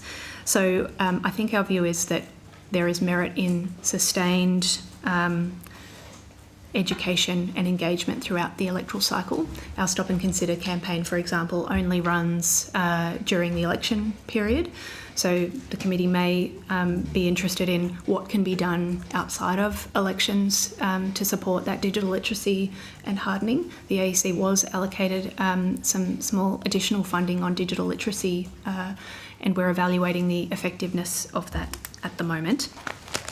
But when it comes to legislative frameworks, of course, matter for Parliament, but from the AEC's view, Section 329, and just keeping an eye on the Chief Legal Officer back here who will swing in and mop this up if needed, contains the offence for publishing electoral matter that's likely to mislead or deceive voters in relation to the casting of a vote. It's just unclear whether AI-generated material would meet a threshold for contemplation by the court. So it's a little untested about whether 329 is going to meet the need. Of course, I go back to the example that I alluded to before in the Irish presidential election. If something like that hypothetically was to occur in the Australian context, which was a deep fake, as I understand it, at the moment we would imagine that it would be very, very quickly identified, and we would work with the platform that it was on, or platforms, to seek removal of the content. And we have had strong engagement with platforms as a general comment, with some exceptions, but good and responsive action by platforms to remove content. And we'd record that on the disinformation register. So that's what we do within our current powers. But I think the Commissioner may be on the record, and I'll clean this up if I get it wrong, but Commissioner may be on the record from a previous hearing, and perhaps it was Senate estimates, to say that one approach could be to require disclosure of deepfake content in the authorisation statement. So that's one option. We've also put in our submission the idea of a potential voluntary code of conduct for political participants and campaigners in an event. It could be that we include a reference to utilisation of artificial intelligence in a code of conduct. So I think there's a number of ways it could be tackled. But I'm more than happy for other colleagues to speak to some of the regulatory challenges or future planning around AI. Certainly. Thank you, Sarah Vandenbroek, First Assistant Secretary, Digital Platforms, Safety and Classification Division in the Department of Infrastructure, Transport, Regional Development, Communications, Sport and the Arts. That's the longest title in the history of the world. As you know, there is no regulation in place in relation to mis and disinformation, but what we do have is a voluntary Australian Code of Practice on disinformation and misinformation, which is administered by DIGI and overseen by the Australian Communications and Media Authority, known as the ACMA, which is a part of our portfolio. There were originally 9 signatories when the code came into place in 2021, but in 2023, X was removed from compliance, from signatory status due to non-compliance. There are now 8 code signatories. They have all committed to releasing annual transparency reports about how they deal with misinformation and disinformation. And there are a number of areas that they have to consider in the transparency reports, and one of those is developments and initiatives related to artificial intelligence. In addition to baseline reporting, there are additional opt-in commitments under the code, and one of those is improving public awareness of the source of political advertising carried on digital platforms. And to date, 4 of the code signatories have signed up to that additional obligation, being Google, Meta, Microsoft and TikTok. So those reports are released annually. There'll be one released in the first half of 2026, which will cover 2025, including the election period. So that is something that we will work closely with the ACMA on analysing what's available through those reports from the 8 platforms and the additional reporting from the 4 to see what might have happened this year that we can take into account in terms of developing any future policy or regulation that relates to misinformation, disinformation and artificial intelligence. In terms of the platforms and their adherence or otherwise, or the roles that they play, I heard last week in Taiwan that the ruling political party there, the DPP, all of the members of that party have been deplatformed by TikTok. Would that fall into the category of interfering in the integrity of the election campaign? Because it's a fairly significant platform for communication. And if one political party was not able to participate because of the policy of the platform, other parties were still on the system and able to campaign, how would that sit within the structure of the work that you're doing in terms of the integrity of the campaign, of the election? So I'm not aware of the example that you raise, Senator, but and I might also lean on the Chief Legal Officer here, but the AEC has a deep interest and commitment in making sure that the information environment is as accessible and equitable as possible. But we certainly can't and don't regulate the information environment. But supporting... It's a broader question across the yes. entire panel rather than specifically the AET, but it's an activity of concern. Yes, and it would certainly be something that I imagine that the in that hypothetical scenario that the EIAT would consider and look closely at. Before I hand to others who may wish to chime in, the one thing that in that scenario the AEC would do, in addition to bringing it to the attention of the EIAT if they, in the unlikely scenario they weren't already aware, is to engage with the platforms. And it may interest the committee to know that, as has been the case for past events, the EIAT and the AEC meet with platforms to talk through, and this is ahead of an election, to talk through our expectations, the regulatory environment, and processes for escalation if we have concerns about content or platform activity. And, as I said, they were reasonably responsive as a general comment during the election in considering material and removing it in some instances. So in this scenario that you've just outlined, we'd certainly be looking to engage with the relevant platform. But I might invite other colleagues if there was anyone who wanted to comment on the Senator's question. Particular landmine. I might go to another question. In the context of your conversations with the platforms and the identification or otherwise of AI, someone creating deepfake materials unlikely to declare, label, whatever, are there any conversations about using their technologies as a part of the platform around the identification of those materials? I might take the specific question on notice, Senator, but happy to say that the conversations with the platforms have been, I mean, notwithstanding there's been changes in how platforms are governed and their policies over recent years that make engaging slightly challenging in some situations. Generally speaking, we've maintained quite healthy connections and open flows of communication with the platforms, and that includes understanding what capability they have to support us in meeting our regulatory obligations, for instance, the availability of advertisement libraries and those sorts of things. So it's absolutely part of the discussion with platforms about how we can leverage their capability to help ensure a free and fair election. Thank you. Thanks, Chair. I might suspend hearings now, given we're close to 11, and we'll come back at 11:15.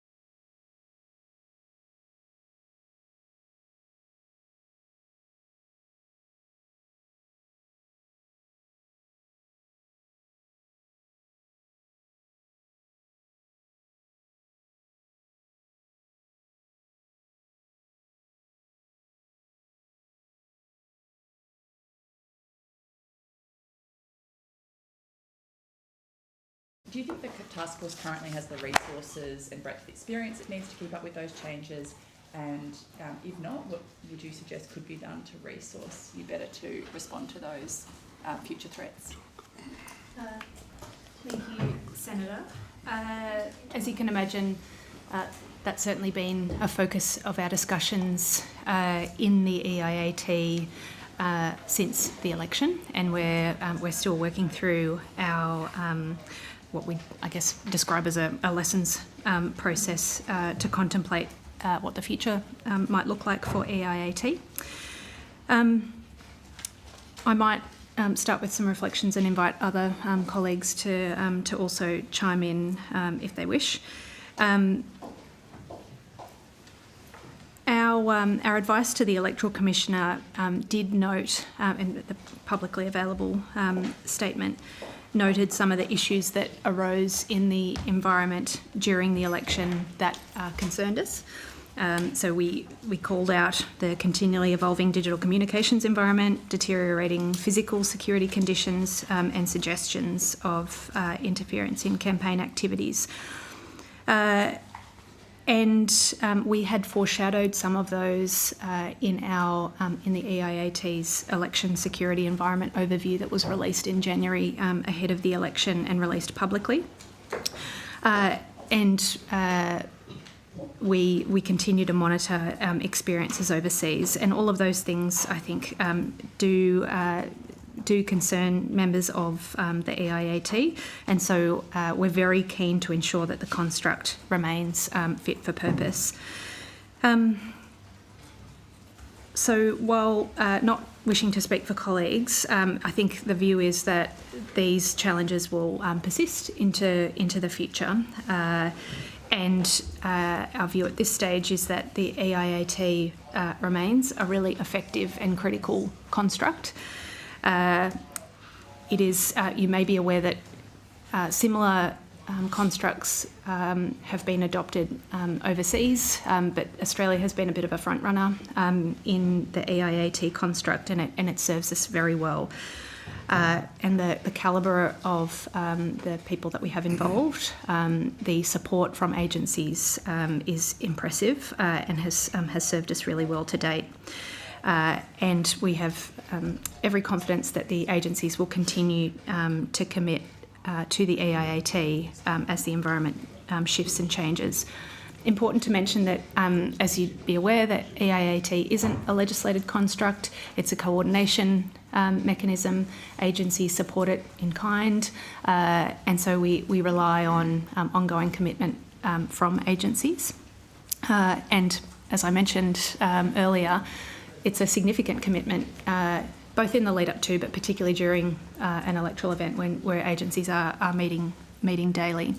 And it may also interest the committee to know that we convene for state and territory elections as well. So it's a very significant commitment, and I'm very grateful to my colleagues. So I think my answer is that it is an effective construct, and we're confident that it will put us in good stead into the future. But I might use the opportunity to also emphasise that electoral integrity is not just for the AEC or for the EIAT.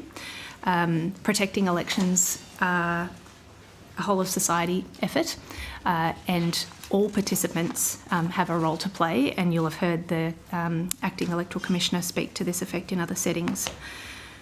And we noted that in the advice that the improved awareness of the complex environment by voters and media assisted in surfacing things in media and making electors more attuned to the complex environment.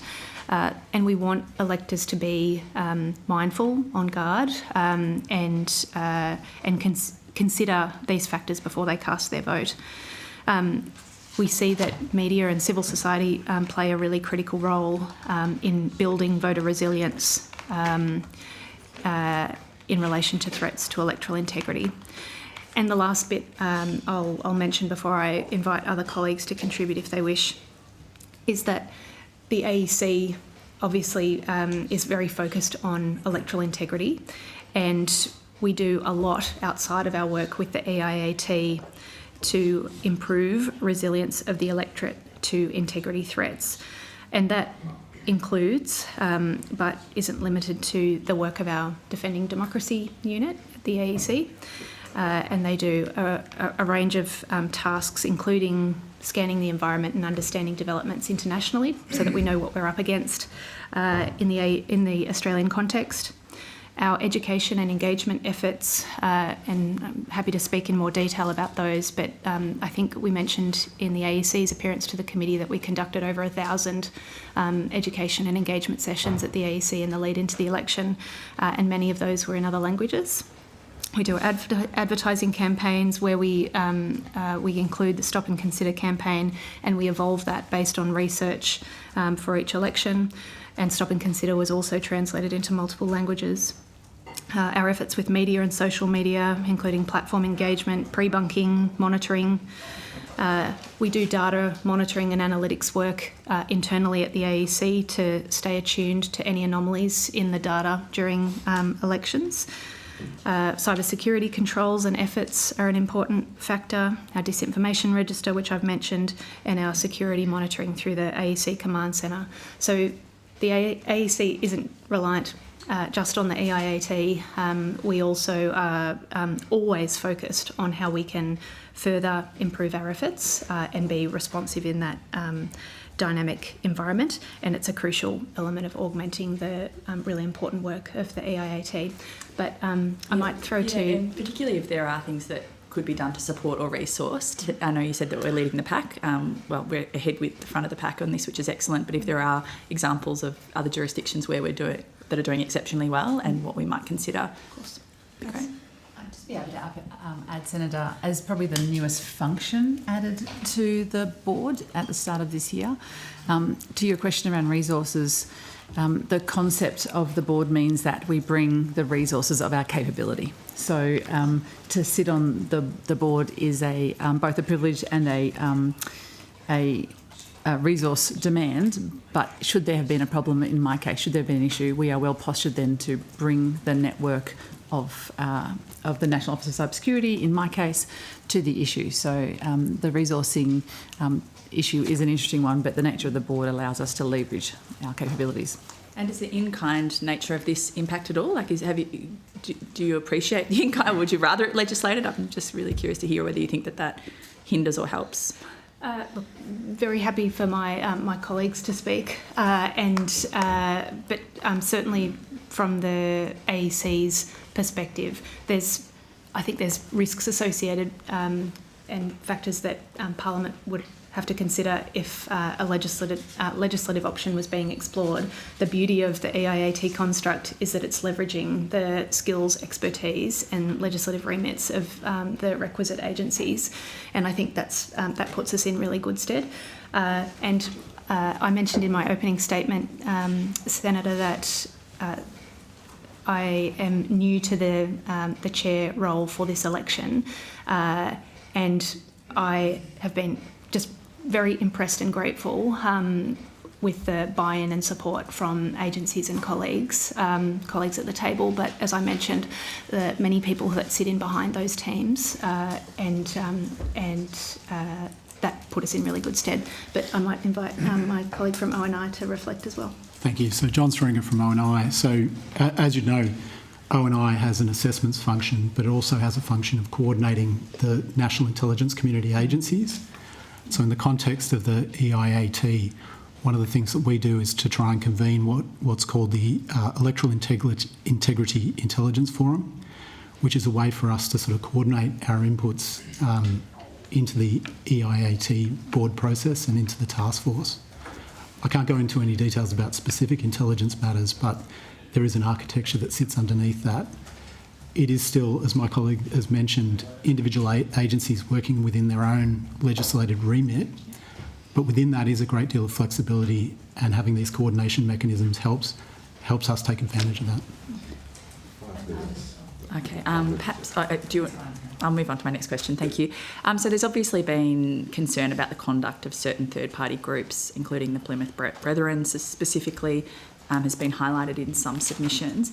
Did the task force identify any other domestic or international actors whose activities may at least have attempted to influence the electoral environment, either or through campaigns? So, Senator, I'd bring you back to the EIAT's advice to the Electoral Commissioner that we didn't identify any foreign interference or any other interference that compromised the delivery of the federal election that would undermine the confidence in the voting public. But I might invite my Home Affairs colleague to speak about instances, because I think, if I'm understanding the question correctly, you're interested in whether there was signs of interference.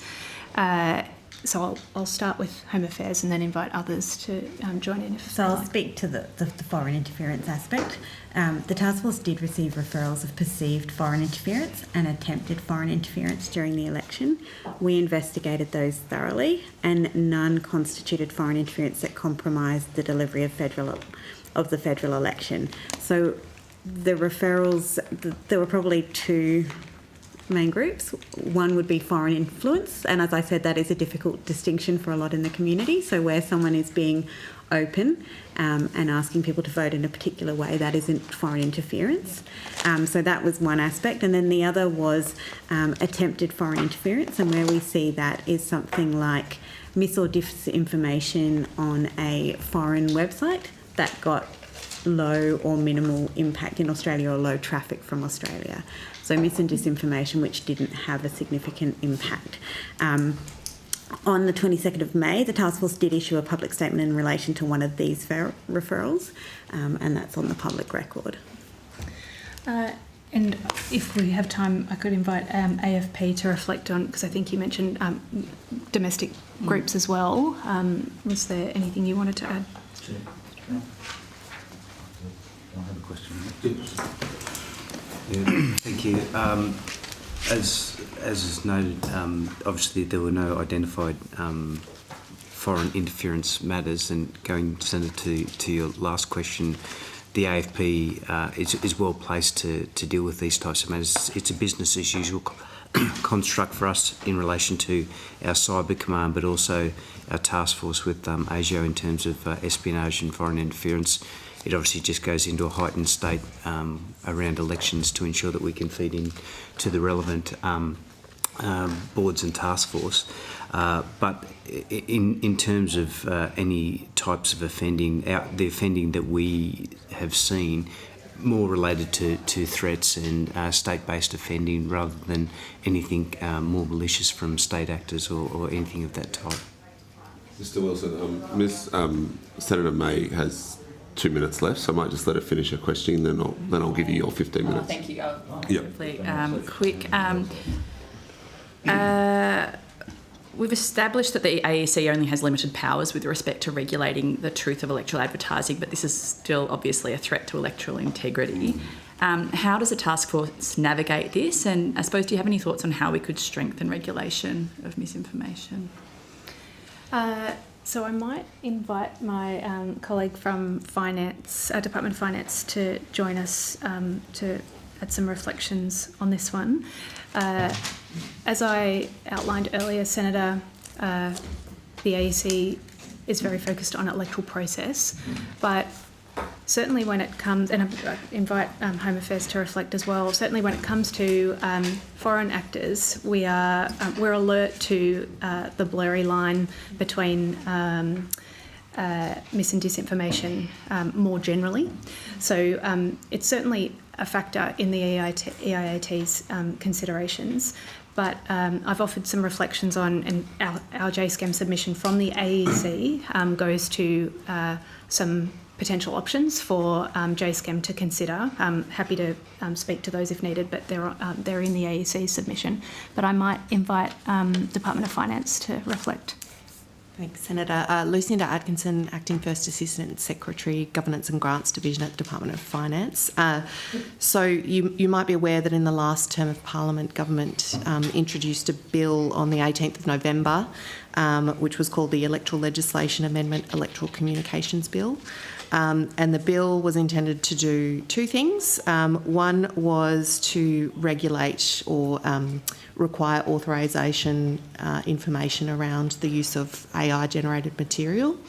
And the other one was relating to truth in political advertising. That aspect of it would have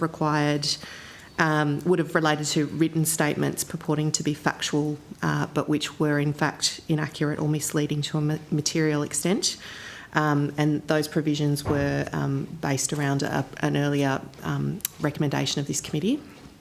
The electoral, the truth in political advertising provisions would have been regulated by an electoral communications panel, and that panel would have comprised a chair and up to 14 members appointed by the Governor-General to effectively receive complaints about potentially misleading information and to determine the accuracy or material inaccuracy of those.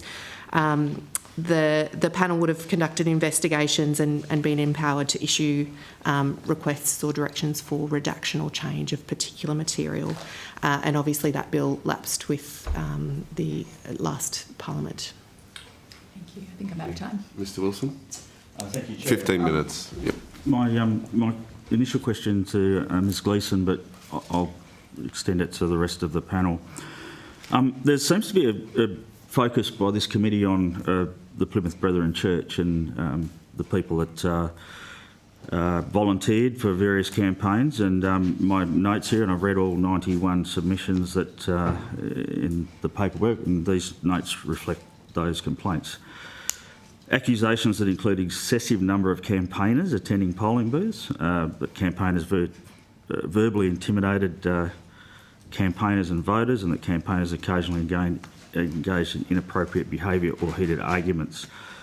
Now, even in my very sleepy electorate of O'Connor, that is not unusual that people from the various political parties engage in argy-bargy and so on at the polling booths. I'm just wondering, my question to Ms Gleeson, what is the threshold for the Electoral Commission to investigate or sanction or otherwise Australian citizens partaking in the democratic process?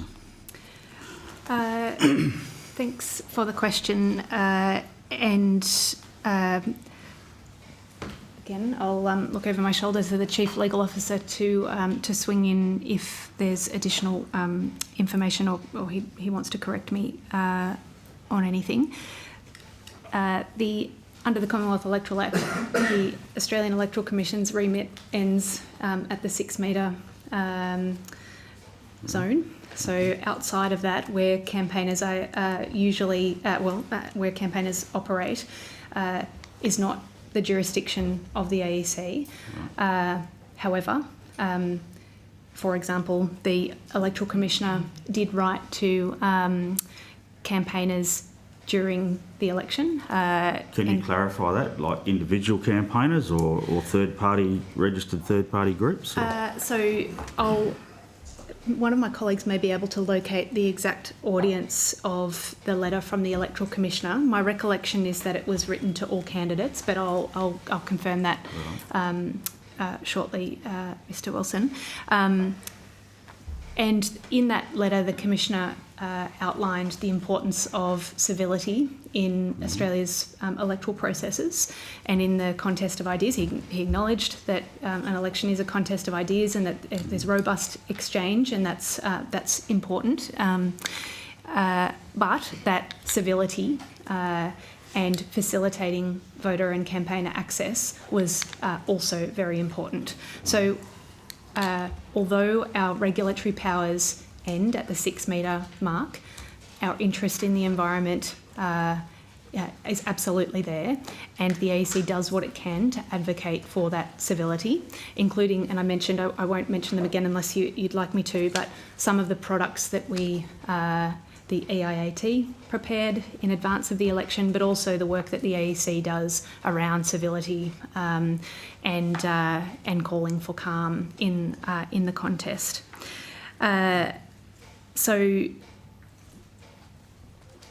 we have limited regulatory powers to work with here. And so if there was a significant issue outside the 6 metres, it would be something that we work with the AFP on very closely. And as I said earlier, there were instances where divisional returning officers or Australian electoral officers dealt with police locally or at a state level in order to call for calm. And we regret that that having to be the case, but it's the reality of the contest of ideas. So would you consider an optimum number of volunteers on a polling booth as something that you would investigate or take a dim view of? It's an interesting question. There's benefits and disbenefits of those sorts of models, and the committee would be aware that there's been attempts at different models in states across the country, and I'm not sure off the top of my head whether there is restrictions on number of campaigners in other states. How would any regulation of that or gel with our sort of implied right to political freedom? Yes, and I'm disinclined to head into that territory, which is something I think that the Commissioner would be better equipped to speak about.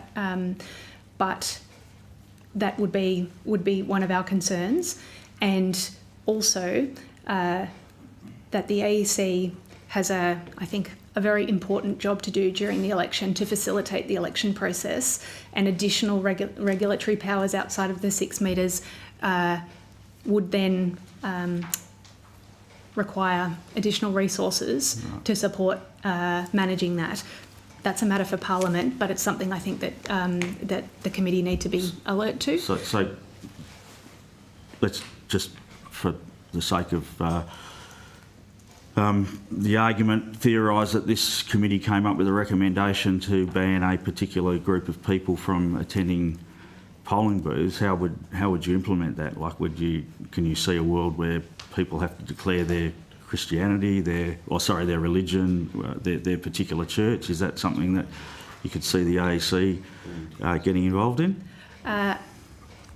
I'm disinclined to answer that. I'm sorry, Mr. Wilson. I'd rather not deal in a hypothetical along those lines, except to say that, as the AEC said previously, legislation and the AEC's regulatory powers are absolutely a matter for Parliament. There would be some, I would suggest, some significant challenges, but more than happy for finance colleagues to chime in as well if there's a view. I think I would probably just echo your sentiment, Ms Gleeson. Obviously, the AEC's powers in the Commonwealth Electoral Act are finely balanced from a constitutional perspective to ensure that any encroachment on the freedom of political communication is proportionate, but ultimately a matter entirely for the Parliament to establish what it thinks is necessary and appropriate. Thank you. No further Mr. Wilson, I might just tidy up my my colleagues have clarified the letter from the Commissioner that I mentioned. So we did 2 media releases, one on the 31st of March around lawful and respectful campaigner behaviour, and on the 1st of May about specifically about behaviour in early voting settings, so pre-poll voting centres and such. And then a number of individual letters were sent to candidates in electorates where we had, either through media reporting or complaints, seen that there was a particular issue around campaigner behaviour that warranted dedicated correspondence outside of those more general media releases. Make those particular letters available to the committee? Yes. Yes, I think that should be fine. We can take that on notice. Thank you. Thanks, Mr. Wilson. Mr. Newman. Well, thanks, Chair. I noticed your report, I think, in January this year. You haven't made a submission to this inquiry, but I want to concentrate on the range of complaints about behaviour at pre-poll and polling booths in various divisions. Now, Ms Gleeson, you said that you travelled around a lot of polling booths and pre-polls during the campaign, and you said overwhelmingly in your evidence today that the things went okay, but there were, and the word you used were pockets of difficulties. Could you explain to us what you observed in terms of those pockets where there were difficulties? Thanks for the question. And in my comments about travelling around, I certainly don't mean to intimate that my observations are the source of truth here, but in my capacity as the National Election Manager, I try to travel around and engage with staff to understand how polling's going. And I had the privilege of going to your electorate, Mr Newman, and the electorates of others around the table, and across all states and territories. And in many instances, I saw the calm, civil behaviour that in my, I think, 16 years at the AEC I've become accustomed to, and the, waft of sausage sizzles and cake stalls and all those lovely things that that I love about Australian elections.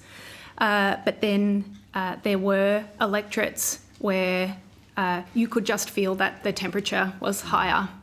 And as the Commissioner has shared in his comments to this committee, that was unusual from our perspective and is concerning. It wasn't, I suppose, terribly surprising. The EIAT, you will have seen, I think you mentioned in our products in January, foreshadowed the physical security risks that we saw could arise in the federal election. But we were certainly disappointed to hear of it in those pockets that I mentioned. And as you've seen in submissions and heard in other evidence, we're not aware that it discouraged people from having their say, and we did, we think, everything that we could to make sure that people felt safe and to be prompt in our engagement with local police where needed. But it was challenging for some of the divisional returning officers and the AEOs who were managing those polling locations, and I think they did an exceptional job in some challenging circumstances. Ms Gleeson, you said you came to my electorate. Did you come during the pre-poll time? I would need to take that on notice and find out the exact date that I was there. I spent most of my time with the staff and when I visited your neck of the woods, Mr Newman. Yeah, because your evidence you've just given is completely at odds with my observation and the experience of people at the Ipswich South, the Ipswich and the Ipswich North pre-poll booths, which were very aggressive. There was significant physical intimidation. There were much shouting and abusing of people, and indeed, on occasions, violence towards people. Your evidence today said that wasn't the case, and your evidence was limited to the fact that there were problems in urban Melbourne and Sydney. But the evidence we've got, as the Chair said in the submissions, and the observation of many people on this committee, including I'm looking at Senator Mulholland, who came to my electorate and went to those pre-poll booths I referred to, was that that evidence was very widespread of not just pockets of difficulties, but widespread, particularly by the Plymouth or exclusive brethren. And I'm just interested in whether you think their activities was beyond pockets and indeed achieved a level of third-party interference domestically. Just to be clear, I wasn't trying to. I suppose I didn't intend to suggest that it was only Sydney and Melbourne where we saw issues. It was more that in Metro Sydney and Melbourne, the issues that have been discussed were more pronounced and exacerbated. But there were certainly other electorates where we know that this was an issue, and I do know from my my engagement with staff at the Ipswich site that there was challenges in some of those voting locations, as you say, Mr. Newman, and as I indicate, although it's outside of our regulatory remit, it really disappoints and concerns the AEC because we want voters to feel safe. We want our staff to feel safe in their workplace, and so we're very attuned to those developments. It may be, and I think we may have mentioned in the AEC's comments and reflections to the committee at our last hearing that there are some instances internationally of code of conducts for political participants that go to some of this and could be something that we explore for future elections. I would like to think that all political participants have a vested interest in a civil campaign environment and that there would be enthusiasm for something like that, but happy to speak a little more to that, or but I know that the Commissioner is certainly also interested in the concept of a potential code of conduct to try and remedy some of the challenges that you outline. Yeah, because if you monitored any social media, it's certainly in Ipswich during the campaign, you would have seen citizens complaining about the conduct and what was happening at the pre-polls and how they felt intimidated by actions of certain volunteers. Yet you give an optimistic appraisal of what happened during the campaign at a higher level. I'm interested in whether your intention of your committee is to get into a more granular or microscopic or, a lower level engagement.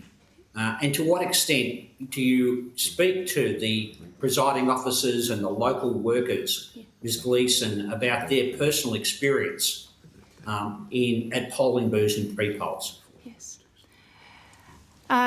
So the short answer is yes, we absolutely do. And at the AEC, there is a very effective chain of command, if you like, from the presiding officers in polling places and pre-poll voting centres up through their liaison officer, who is a person who has several voting centres allocated to them to monitor, through to the divisional returning officer, and then all the way up to me as the National Election Manager and the Electoral Commissioner.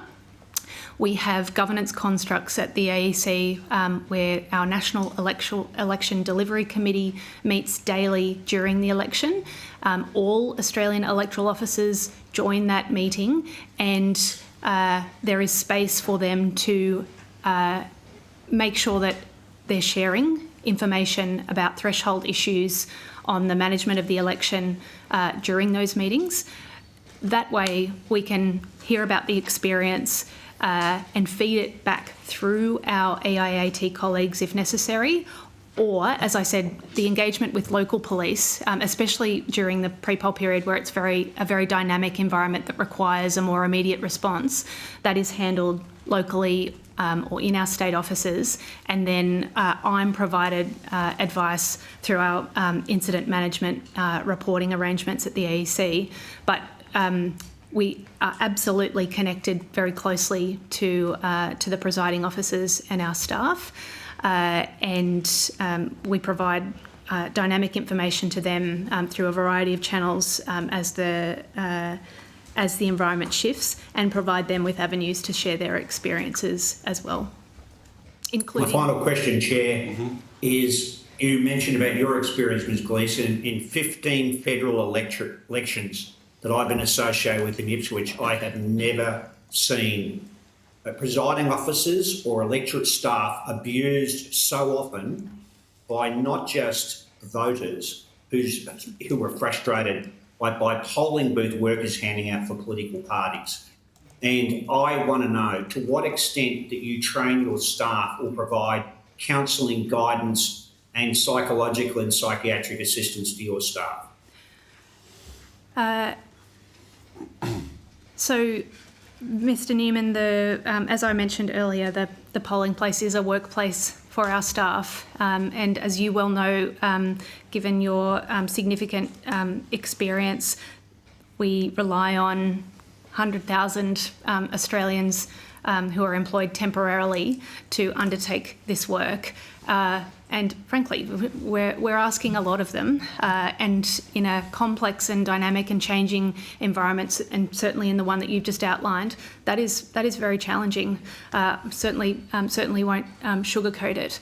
And we know through our voter survey, through our temporary election workforce survey, that mercifully the vast majority, over 90% of those temporary election workforce enjoy the experience and want to return, but we know that there's a portion of them who don't want to, and cite things like the pressure and the engagement with the public and other participants, and that disappoints us because we want people to get involved and to be part of working for the AEC to deliver strong elections.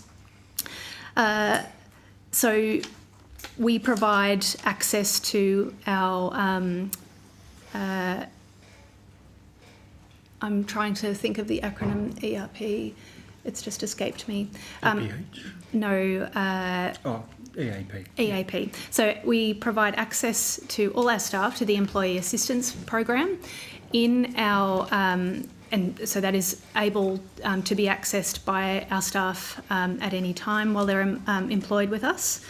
As part of the training that our temporary election workforce receive, which is some online training, face-to-face training for senior roles, and the provision of an election procedures handbook, we talk at length about managing challenging participants, whether that be voters or campaigners or campaign workers, escalation mechanisms, and how to ask for support. My view is that that's functioning quite well, but we are still in the lessons learned process at the AEC, but we'll absolutely seek to improve that as necessary. And based on that final question, Chair, have post the election you engaged in a review and spoken to those staff on the ground, and to what extent are you engaged in psychological or social work assistance to those particular staff? You've gone through those types of terrible experiences that I and many people around this table have observed during the campaign. Mr Newman, I might need to take on notice sort of numbers about numbers of staff who have accessed a service, but as an employer in the Commonwealth, we have mechanisms for people to get access to support promptly as needed. So I'm happy to take on notice and provide some more detail if that's useful. But there is absolutely direct engagement with between divisional officers and the staff on the ground, and also access right through to our central human resources capability in National Office that provides support and assistance as needed. Thanks. Did you have a question just on clarification? Point of clarification. And then I'll come to Ms Mulholland. Ms Gleeson, just on that 10% of the workforce that expressed concern about re-engaging in the future, are those survey results geographically tracked? And if so, are those results in clusters or are they sporadically strewn across the country? I just want to clarify, please, Mr Burnell, that I was being generic in the numbers. We can take on notice and come back to you on the specifics around the survey, but I'm very confident it was over 90% who said loved it, want to return. The only reason that I asked that is if there is large numbers of people expressing a desire not to re-engage, yes, and they are geographically grouped closely together, yes, then you've got hotspot issues. Yes. So I'm happy to take that on notice. We're actually, we had a huge response to the, what we call our TEW, Temporary Election Workforce Survey. I want to say it's over 30,000 responses. So very much statistically valid, and really, really great results on many fronts. But there is some further analysis that's being done now to go to some of those questions. And I will, after this, check about whether we've got some geographic analysis built into that, and happy to respond on notice. Thank you. Might be worthwhile going through that, yes, in an inquiry, yes, session one Friday afternoon after sitting week, yeah, or Friday morning maybe. Noted. Ms. Mulholland. Thank you for that, Chair. I just want to circle back on some of the topics that have been raised by some other members of the committee, particularly around, you've given evidence today talking about the regular meetings that you're having throughout an election period. You're keeping an eye on what's going on at booths and sort of emerging trends. What is the threshold for the task force and the commission around when you would be seeing the presence of people or activity at a polling booth that would cause concern to the task force?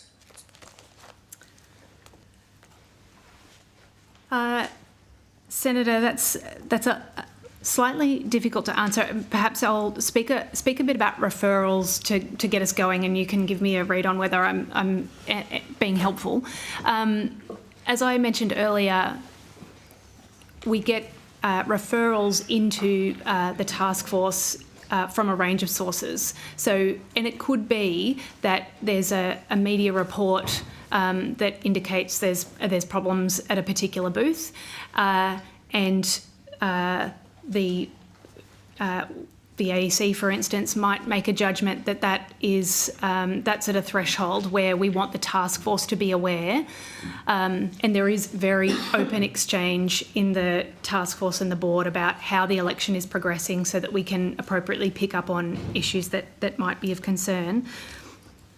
It's important, though, to emphasise that while we may make a judgment to take on something as a referral, for something like activity at a polling booth or at booths, we need to be dynamic, and that's where the AEC would be considering engagement with local police or directly with the AFP, and keeping the task force and the board up to speed on how that is tracking, so that we're assured that we're responding as dynamically as we can in the moment, and not jeopardising the safety or the participation of voters. So we would make a judgment. It would have to depend on the issue. It's a little tricky to talk about hypotheticals, but in instances where it requires a dynamic response, it would be us dealing with local police, and we'd keep the task force and board appraised.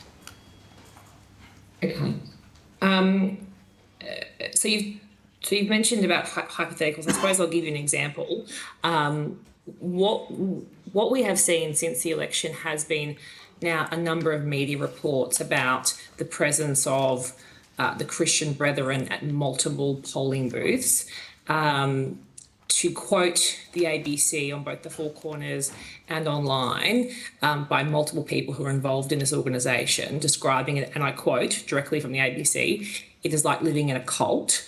You now are very well aware of those media reports about the type of organisation that was heavily present at across the country at polling booths, and multiple complaints now before the commission, and this task force would be aware of it. are you retrospectively looking at that behaviour and asking yourselves the questions about why these individuals were there?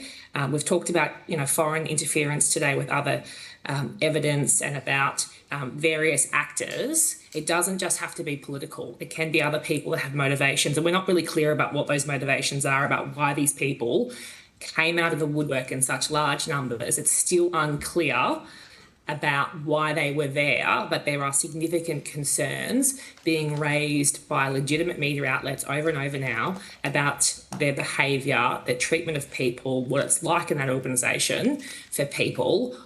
Are you retrospectively looking at their presence in our election as being some type of interference, or why they were there? Is there something the task force is looking at?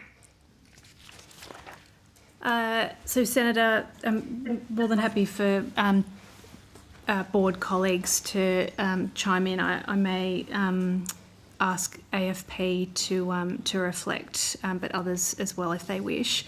I'd be more comfortable just speaking more generally about third-party groups and their involvement in the campaign, and certainly that's sorry, but that's not my question. My question isn't about third parties, I'm sorry, but it is specifically about what we're seeing in the media and some really, really concerning media reports from people within this organisation who have described some really horrific things. And we know that they were in a lot of our polling booths. We don't know why. It is really unclear to us about why these people were involved in this election. And I don't have the ways and means of investigating that. That's not my role. But it certainly is the role of people around this table. So I do not want to talk about hypotheticals. I want to talk about what has been in the media, what is before you, and what the task force and various agencies are looking into at the moment. That's my question. It's not a hypothetical, it's a specific question. Understood. Thank you, Senator. So to answer your question more directly, then I'll speak from the AEC's perspective and then ask board members to also speak if they wish. So, noting that the AEC's regulatory powers don't extend beyond the 6 metres, there is, to the best of my knowledge, and I'm looking at the Chief Legal Officer, not investigations in relation to Brethren campaigning activity. I'll just ask the Chief Legal Officer to come to the table, Senator. Could you please state your name and the capacity in which you're being employed, please? Andrew Johnson, Chief Legal Officer at the Australian Electoral Commission. There is, for someone who's participating or engaged in campaigning, there always is that issue about, firstly, whether they're communicating electoral matter that needs to be authorised, and secondly, whether they're donating money or engaged in electoral expenditure. So there is always, in any sort of third party particularly, who we become aware of, who's engaged in campaigning, there always is that notification that's sent out to them saying, be aware of your obligations in relation to authorisations and donations and electoral expenditure. And AFP can perhaps speak to this a little as well, Senator. Yeah, thanks, Senator. I'm not aware of any specifics, but I think I can talk to some of the issues that we're seeing and the things that we're focusing on now.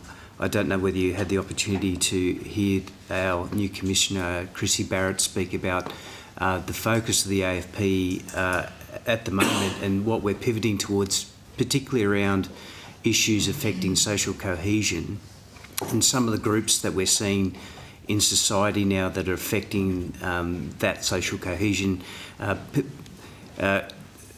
Sovereign citizens are not necessarily a group, they're usually individuals, but obviously of particular concern when you have a look at some of the instances of isolated violence more recently, particularly against police, that sovereign citizens have been partaking in. I guess of more of a concern are some of those groups like the National Socialist Network, who we're seeing trying to get into more of a political space. Our understanding is that the NSN is looking at whether they can form themselves as a political party, but we do see their activity more broadly that doesn't actually hit a threshold in terms of criminal offending, but the behaviour is concerning in terms of them pushing towards the line and a threshold that would be considered not violent behaviour but disturbing behaviour in terms of what it means about how people feel about their safety and how they feel about the social cohesion aspects. So to that extent, the AFP has formed new teams, the National Security Investigations teams, which are looking more towards those fringe elements that are working within society that are causing concern, but not actually meeting a threshold, to have a look at where we can actively work in the preventative and disruptive space to dissuade some of those groups from some of their public behaviours. Okay, thank you, Chair. Just one question before I pass on to Ms Ryan.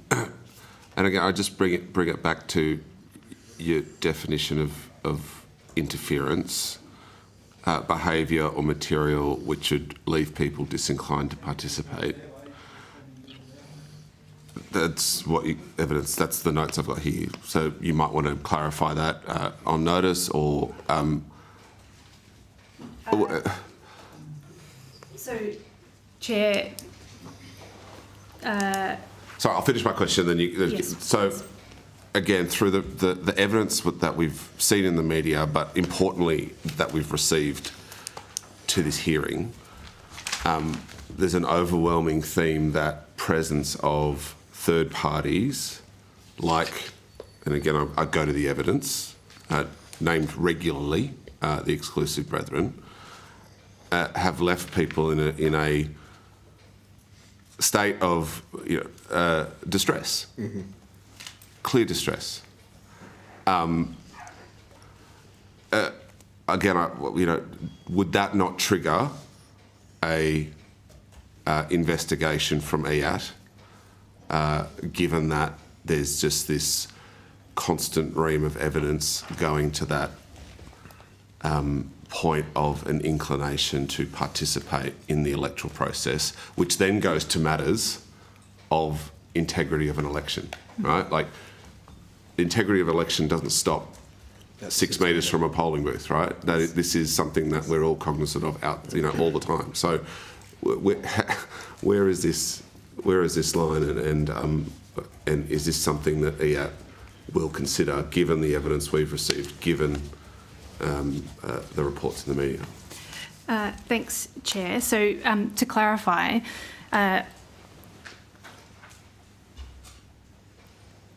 the EIAT is interested in and cognizant of threats to electoral integrity.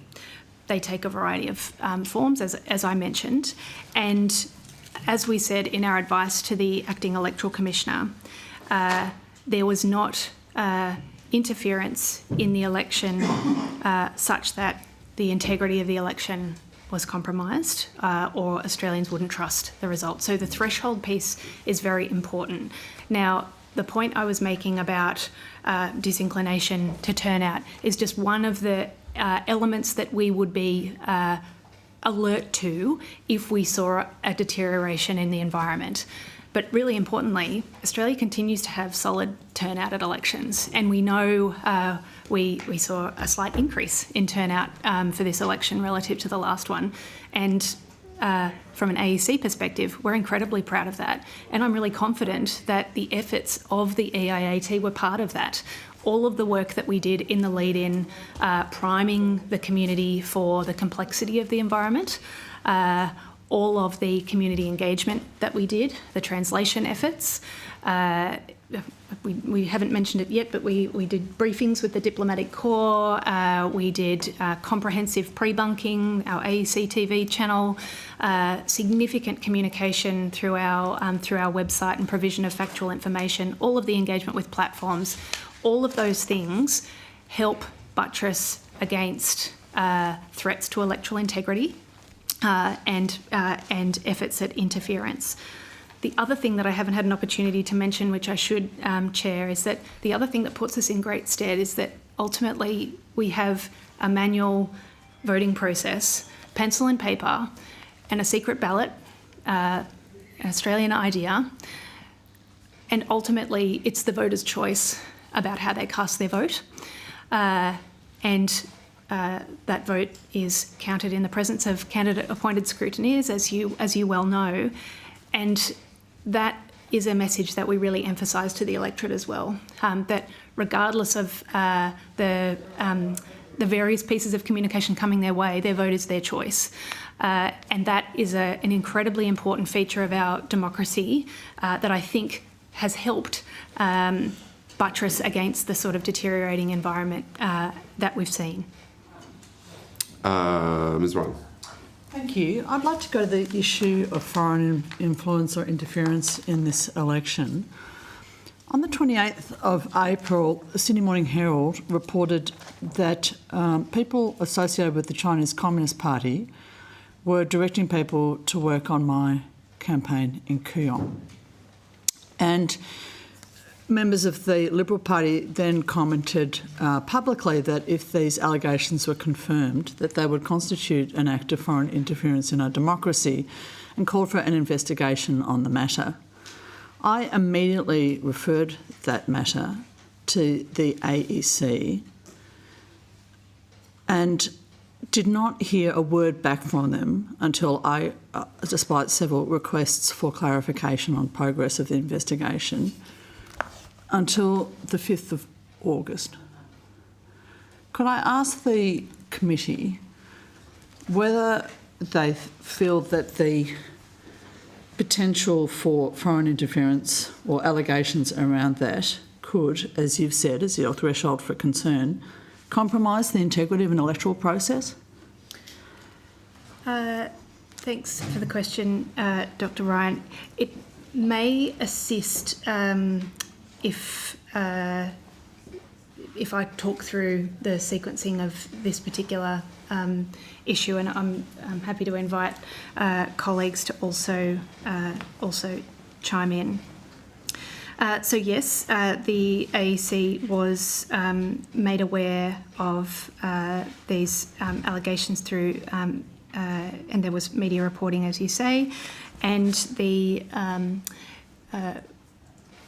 I note your comment about not hearing back from the AEC. I'd need to take that on notice, and that wasn't my understanding, but I'm happy to look further into that.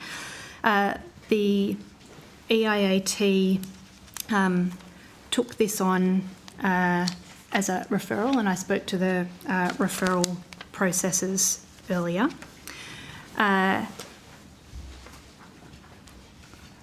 So media outlets at the time were reporting on video of two people campaigning who stated that they were directed to vote in a particular way. And the media also reported that this was not just limited to Kooyong, but also extended to the divisions of Hotham and Menzies. So the referral of these suggestions to the EIAT was publicly reported. So we had a media release that was put out to advise that the EIAT was looking at this, and we make a judgment to do that. I mentioned earlier the fine balance that we're seeking to strike in reassuring the public, but not unnecessarily amplifying matters. So that decision to put out a media release was made underneath our, in accordance with our communications protocol. And yes, you're on the public record as saying that you did engage with the AEC and the Department of Parliamentary Services on this.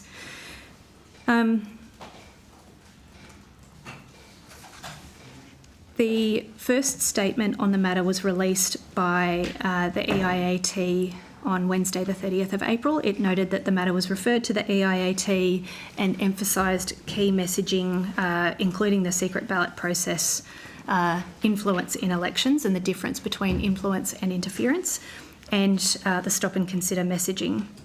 The statement was then updated on Thursday, the 1st of May, following the broadening of suggestions to several divisions. And then on the 22nd of May, the board formed the view that it had no information to indicate that the reported activities constituted foreign interference, and the public statement was updated accordingly. And to date, this advice remains unchanged.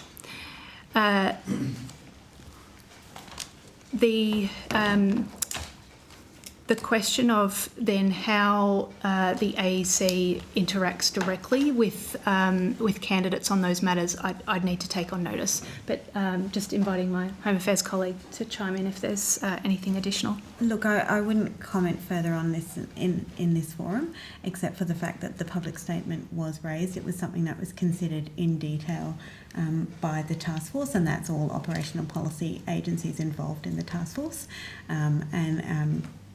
Great consideration was given to it, and in the drafting of the media release and the advice provided that there was no foreign interference. Do you think that time frame is acceptable, given that there was a federal election held between the timing of these allegations and the decision that was released by the agency?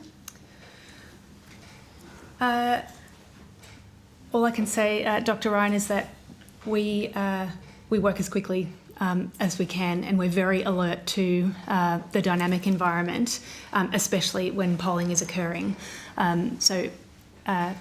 Happy for colleagues to chime in, but there's rest assured that relevant agencies work as quickly as they can, so that we can establish information to a threshold to make a statement. But you understand these allegations can and are highly politicised? Yes, and Dr. Ryan, that's part of the reason that the communication about these matters is extremely delicate for the EIAT and the AEC, and there is a lot of effort to ensure transparency and dynamism of messaging, but in a way that provides required reassurance to the public without seeking to get involved in the substance of the allegation or in any way politicise or be involved in political discussion or debate. It's a very fine needle. I understand that, but let me ask you this.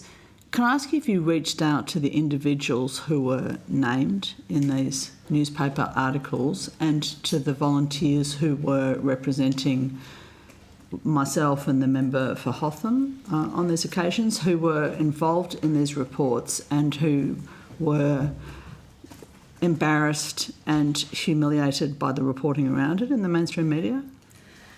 So we cannot comment publicly on operational matters, particularly around foreign influence and foreign interference, because it does provide information and knowledge about our capabilities to foreign state actors. It is a really fine line, so I won't go into those operational details. Can you give us comments in the in-camera session? I can speak in more detail, but some of those operational matters still remain a concern. We've just been, so I'll come back to you. We've just been asked to suggest reforms for domestic and for, like, there's been specific asks by the Minister in the terms of reference, so we need some perhaps we can get to that information. in the other discussion. Can I ask you, can you provide any assurances to people who are of non-English speaking background or Australian citizens who've come from other racial or ethnic backgrounds that their language capacity or their ethnic or racial background will not be used against them as a form of vilification during a political election campaign if they choose to volunteer for candidates in a campaign? Dr. Ryan, we absolutely want all eligible Australians to feel safe and enthusiastic about participating either as a voter or a campaigner in the election, and we do lots to facilitate that through all of the AEC's efforts. Hopefully that provides a level of assurance that it's very important that that all communities involved in the election feel at ease to participate. Does the task force or does any other government organisation or anyone associated with the AEC accept any duty of care for candidates or for volunteers involved in the campaign, or is your concern primarily with the public? I'm not speaking to the AFP, and I have to say I was very, very grateful to the AFP for their physical and other support during the election campaign, which was necessary, required and very much appreciated. But I mean in terms of, around the conduct of the campaign and the potential for it to be psychologically harmful to both candidates but also to our volunteers, and I think many of us are speaking to concerns about the welfare of our volunteers. Does the task force accept that we have a responsibility to look after those individuals? I might invite colleagues to contribute here if they wish. I think the short answer to your question, Dr. Ryan, is yes. When we consider the challenging environment, we don't just think about voters. Certainly from the AEC's perspective, the involvement of candidates, campaigners, scrutineers are all fundamental to the integrity of elections. We can't have elections without those participants as well. So there's practical considerations around duty of care when it comes to voters and scrutineers entering AEC premises, for instance, and making sure that they're safe environments for them to operate in. But more broadly to the points I think you're making, I think unless colleagues want to correct me, the EIAT is absolutely interested in the ability of campaigners, volunteers, etc., to participate in a general sense, and it goes to the work that Mr. Ryan spoke about earlier around Operation Australis and the safety of high office holders and campaigners. So yes, it absolutely is a factor. Yeah, I have to say, just to editorialise slightly, it felt to a significant degree, I think, to people at least who were involved in the campaign in which I was involved in Kooyong, that duty of care seemed to extend to a 6 metre line and not beyond that for many individuals, and that will have a significant material effect on people's decision of whether or not to engage in future Australian election campaigns. Yes, perhaps I might just add briefly, yes, from a regulatory perspective, that is the reality. And as I mentioned, we've got 100,000 mums, dads, brothers, sisters, neighbours working on polling booths who we must provide clear advice on their responsibilities and where they start and finish. And per our current regulatory construct, that is the 6 metre line. But appreciate the point that you're making, Dr. Ryan. Thank you. Ms Campbell. Thank you very much, Chair. And Chair, I was going to direct my questions at Ms Spencer, if that's possible. I was listening earlier to your supplementing of the Chair's question to Ms Gleeson in relation to interference and what that definition looks like. And I note you talking about the fact that the big challenge when it comes to interference is when the activities are hidden, when those activities are dishonest, and certainly the covert nature of what's being done. So when we talk about that definition of interference, that's the real concern that we have. And I was going to ask, if a foreign actor was attempting to interfere, what kind of things would be considered as evidence of interference? Look, that would go to operational matters that I wouldn't be comfortable speaking about in this forum. What I would say is open public statements around their views on Australian politics, or even if someone explicitly said you should vote for this individual, if that's explicit and public, that is influence, that is not foreign interference. So yes. What we're seeing is that covert nature where it is very difficult to understand where that interference is coming from, and how they're operating, which makes it much more challenging to investigate as well. No, understand. So, for instance, if someone was, dressing up or altering the way that they looked that would be an indication of not being that overt and open kind of discussion? I would say if they are obfuscating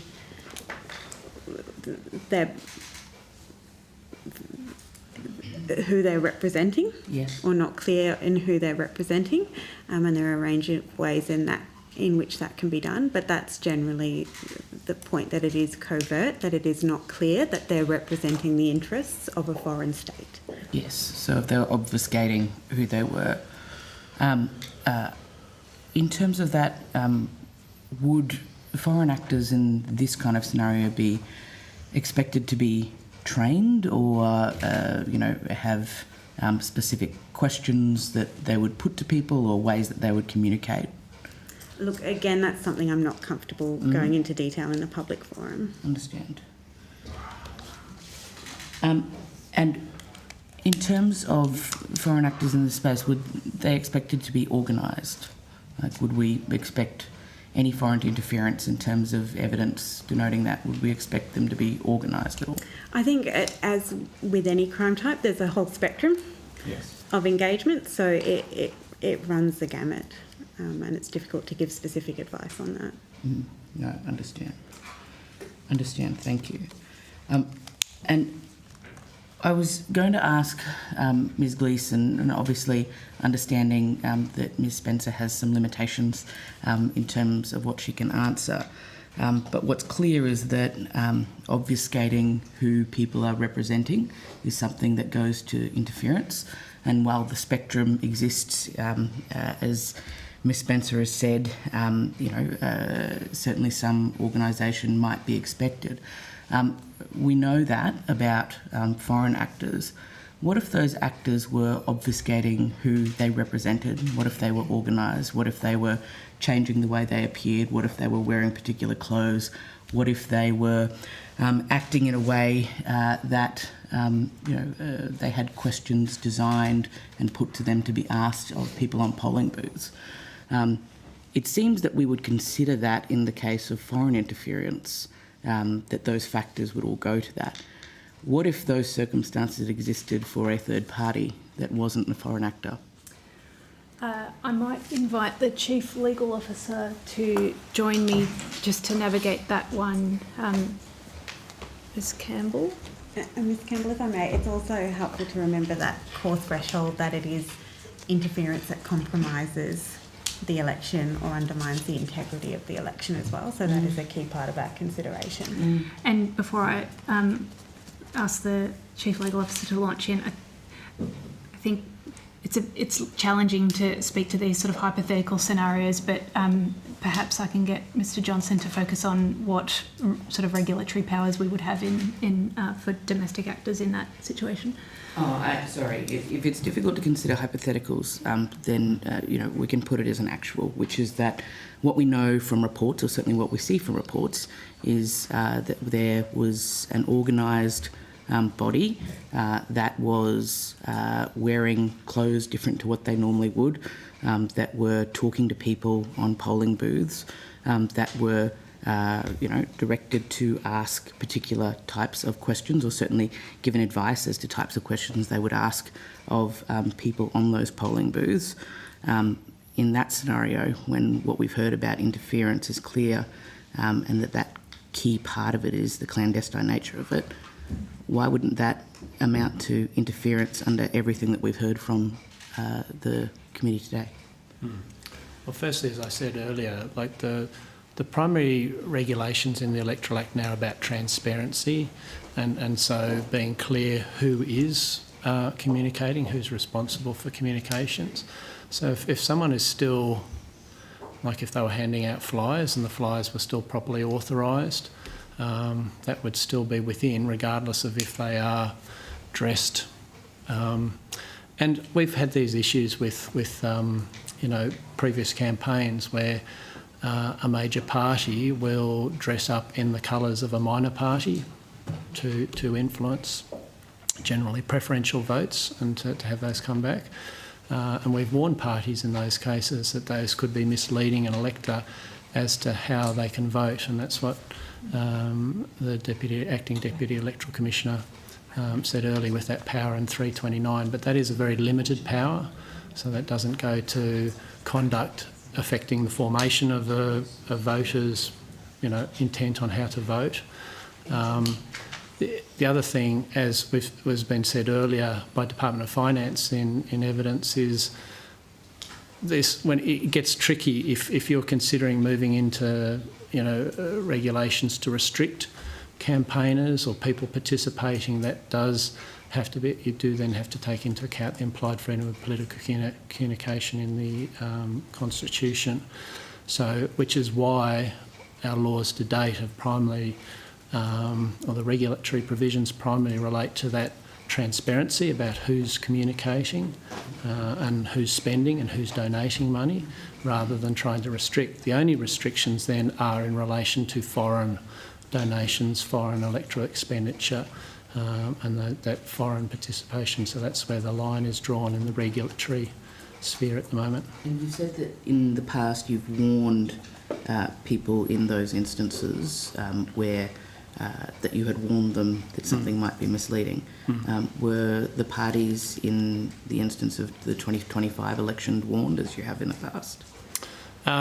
So I'm trying to think of conduct. I'm recalling conduct from previous elections where we've specifically warned major parties in relation to where they've had campaigners wearing different colours from their own colours. And have you warned people, did you warn people as you have in the past in this election in 2025? Federal election, I'd have to take that on notice because we had significant engagement. As I said earlier, a lot of our engagement was very much about when we met and encountered new people campaigning who we hadn't, or new groups, new entities.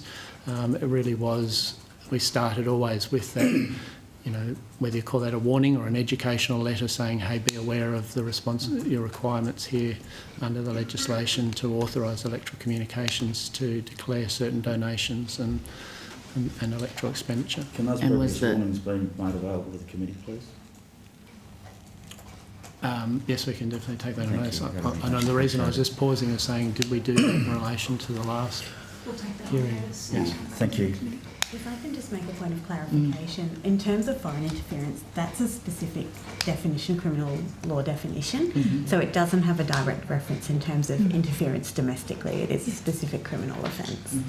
And can you tell me what the difference between the definition of foreign interference and domestic interference is? Well, there isn't a specific criminal offence of domestic interference. So what I'm saying is the foreign interference I'm speaking about is a criminal definition. There is no equivalent domestically. So if any party or any actor or if any individual was to undertake interference in an election that would meet all of the thresholds for foreign interference, that would be completely okay to the AC? It depends if it's within our regulatory powers as the Chief Legal Officer. So it wouldn't be if it was captured in our regulatory powers. And if it went to the integrity of the election, then that would be something that the EIAT would consider and would take appropriate steps based on whatever the particular situation was. And do you believe that clandestine action undertaken by people which would meet the test of foreign interference but undertaken by domestic players would not be a risk to the integrity of an election? That's a bit of a hypothetical one that it's very challenging for me to answer, Ms Campbell, except that, again, I just bring this back to the statement that the EIT provided the Commissioner that there was no interference in the 2025 federal election that compromised the integrity of that election. And what you've just outlined would be included in those contemplations. So I'm sorry, that's all I can offer. And I guess bringing us back to my earlier comments about the contest of ideas and the creative ways that campaigners can campaign, and influencing a vote is part of what campaigners do. But if it touches on our regulatory powers, we would absolutely engage with it. And at the outset, you talked about, I think in relation to the Chair's question, you talked about interference versus influence, and thank you for giving us clarity around that. You talked about, I think, three core things. Firstly, mis or disinformation. Secondly, physical security, and thirdly, cyber security. In the context of that, you said that it would have to be something that would impact or would actual or perceived integrity of the election, and we've talked about that threshold.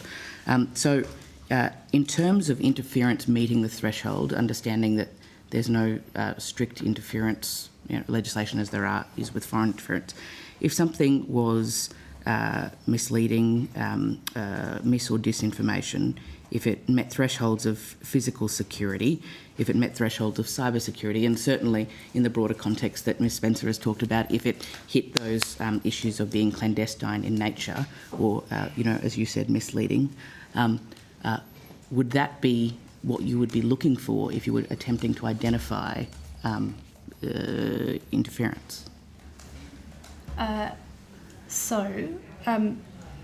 think this please let me know if... three criteria that you said. Yeah. Yes, so I mentioned the threat vectors: mis and disinformation, cyber security, physical security and foreign interference. They're the primary threat vectors that the EIAT monitors in order to provide advice to the Electoral Commissioner on the integrity of the election.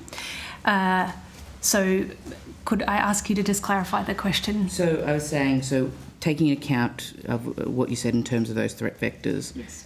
If we were going to assess a domestic interference that meet the threshold that you spoke about, you would be looking at those three criteria, as well as whether the clandestine nature of such an actor at a domestic level would, you'd be looking at those three plus was it secret or misleading, as you said earlier.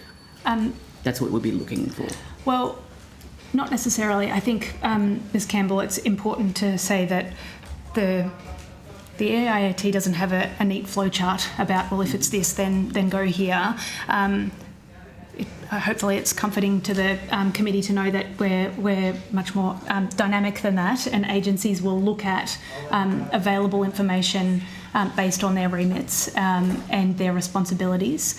And so if we see threats occurring in the lead up to or during an election under those vectors, then we'll go through the referral process that I outlined and leverage the capabilities of relevant agencies to monitor, investigate, and if required under our communications protocol, communicate with whoever we need to. That could be the public, it could be the Electoral Commissioner, and we'll do that as promptly as we can once we have the information at a particular threshold to be confident. So if you don't have a definition at that level, if you don't have to look at those things in a flowchart way to identify that those are the criteria that meet the threshold, but you do have a threshold of compromising the integrity of an election, yes. How can you possibly ascertain whether the integrity of an election has been compromised?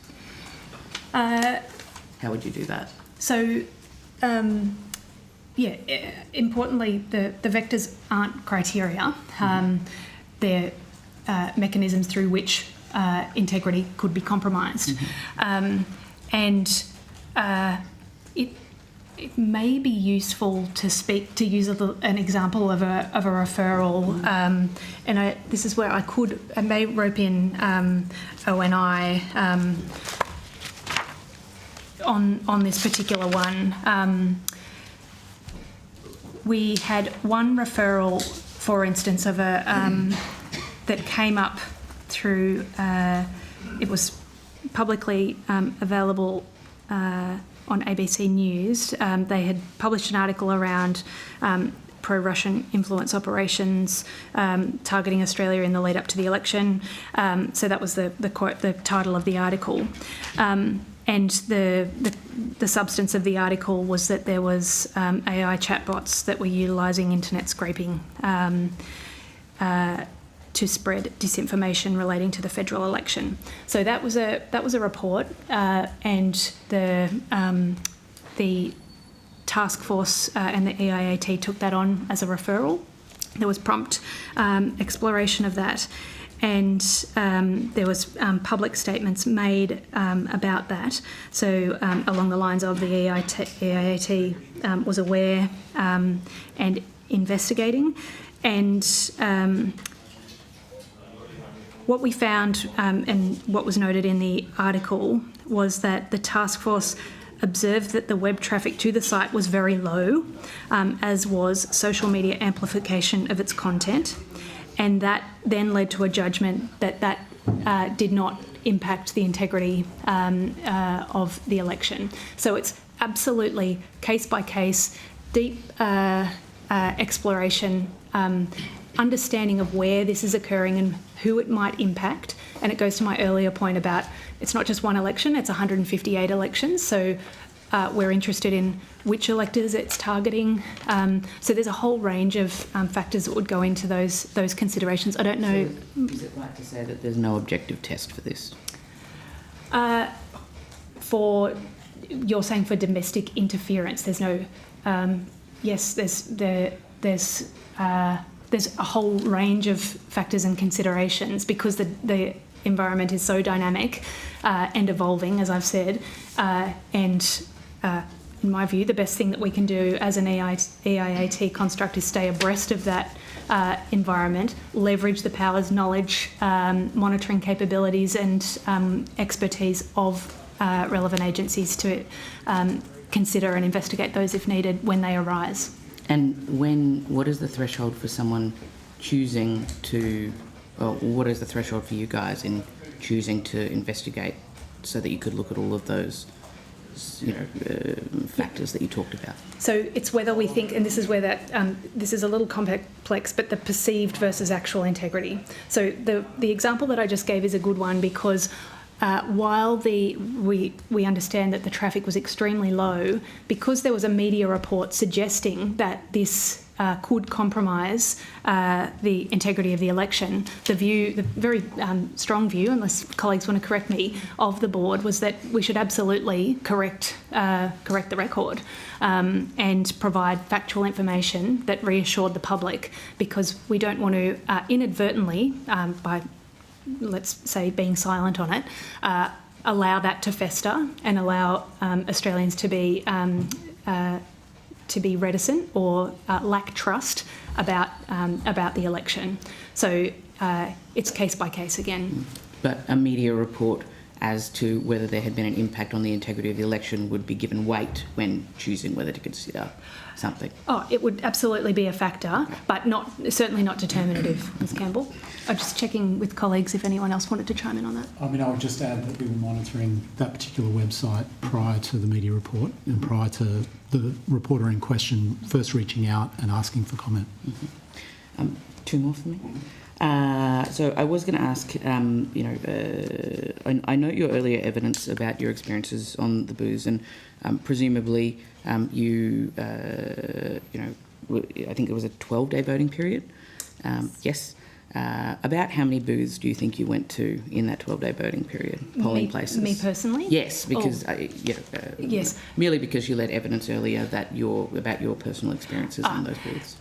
That was probably just to add some colour and light. I wouldn't place, and I don't place huge weight on my personal experience, except to, I guess, reassure the committee that as part of my role, I'm not just sitting in Canberra. That's an important part of my role, but I'm also out and about making sure that I'm engaging with staff. I can come back on notice with visits if that's no. Just needed. Looking for a rough number. If you went to 10 a day, I went to. I would have visited during the entire voting period, probably 20 or more, but more electorates as well. So yes. Spending a lot of time with staff at counting centres, because.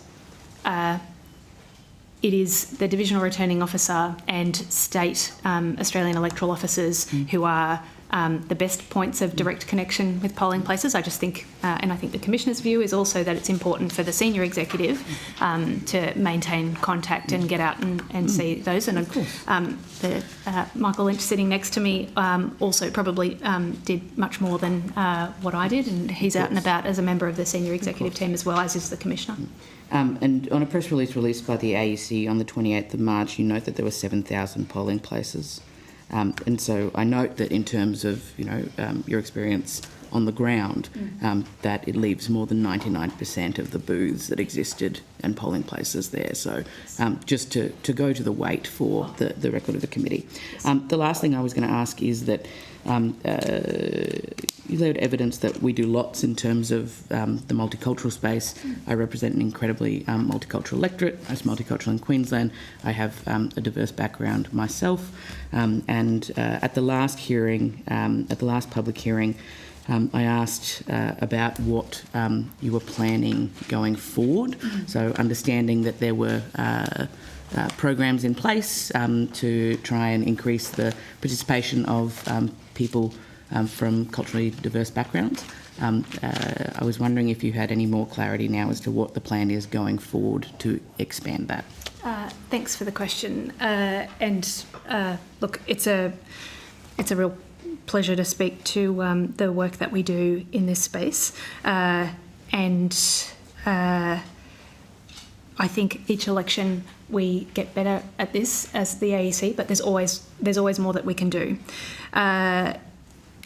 So going forward, I can speak to what we did, and we did more than we've ever done, including the over 1,000 community education sessions and delivering those in 27 called languages, translated information in 34 called languages, which is more than we've ever done before. But going forward, as I mentioned earlier, we're in a process of evaluating how our efforts went. I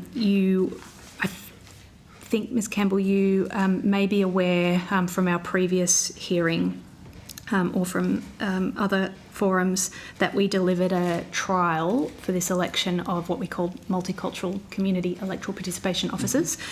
So that was placement of bilingual community electoral participation officers in, I think, 10 electorates. We look forward to it coming to Queensland. Yes. Well, and so what we're doing now is we're looking at, we chose the divisions based on formality, rates of formality, and a couple of other factors. So now we will evaluate the pilot. I think without sort of overstepping, and I think we found that it was very worthwhile, the SIPO pilot, and once we evaluate that, we will overlay that with the informality rates from this election, and an early sense is there was some positive impacts.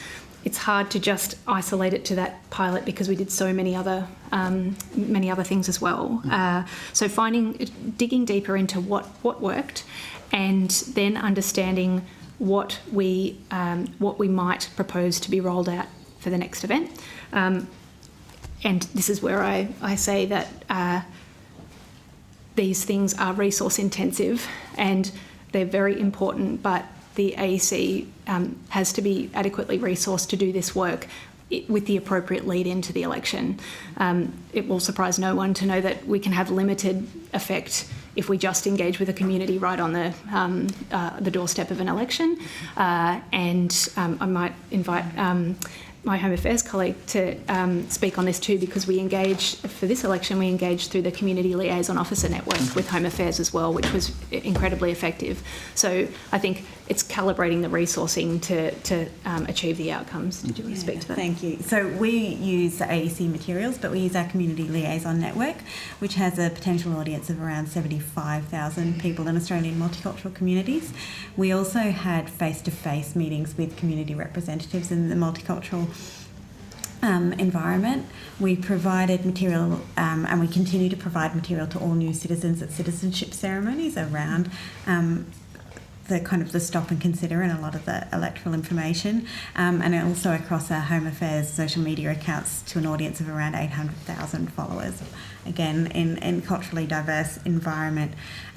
Speaking more to the foreign interference side, we've also done a lot of work with our National Security Hotline, particularly in preparation for the election, so that they're aware of the kind of information community members may use.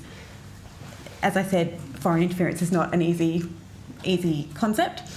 So what words to pick up on, what kind of things community members may say, that should alert the call at the hotline to community interference, and also giving them reassurance around the secret ballot, the way our democracy works, and also to deal with some of those concerns around fear of reprisals, and the languages that we have available on the hotline as well. Thank you very much. Mr. Burdell. Thank you, Chair. Thank you all for giving evidence today. I know it's been a long session and I appreciate your patience.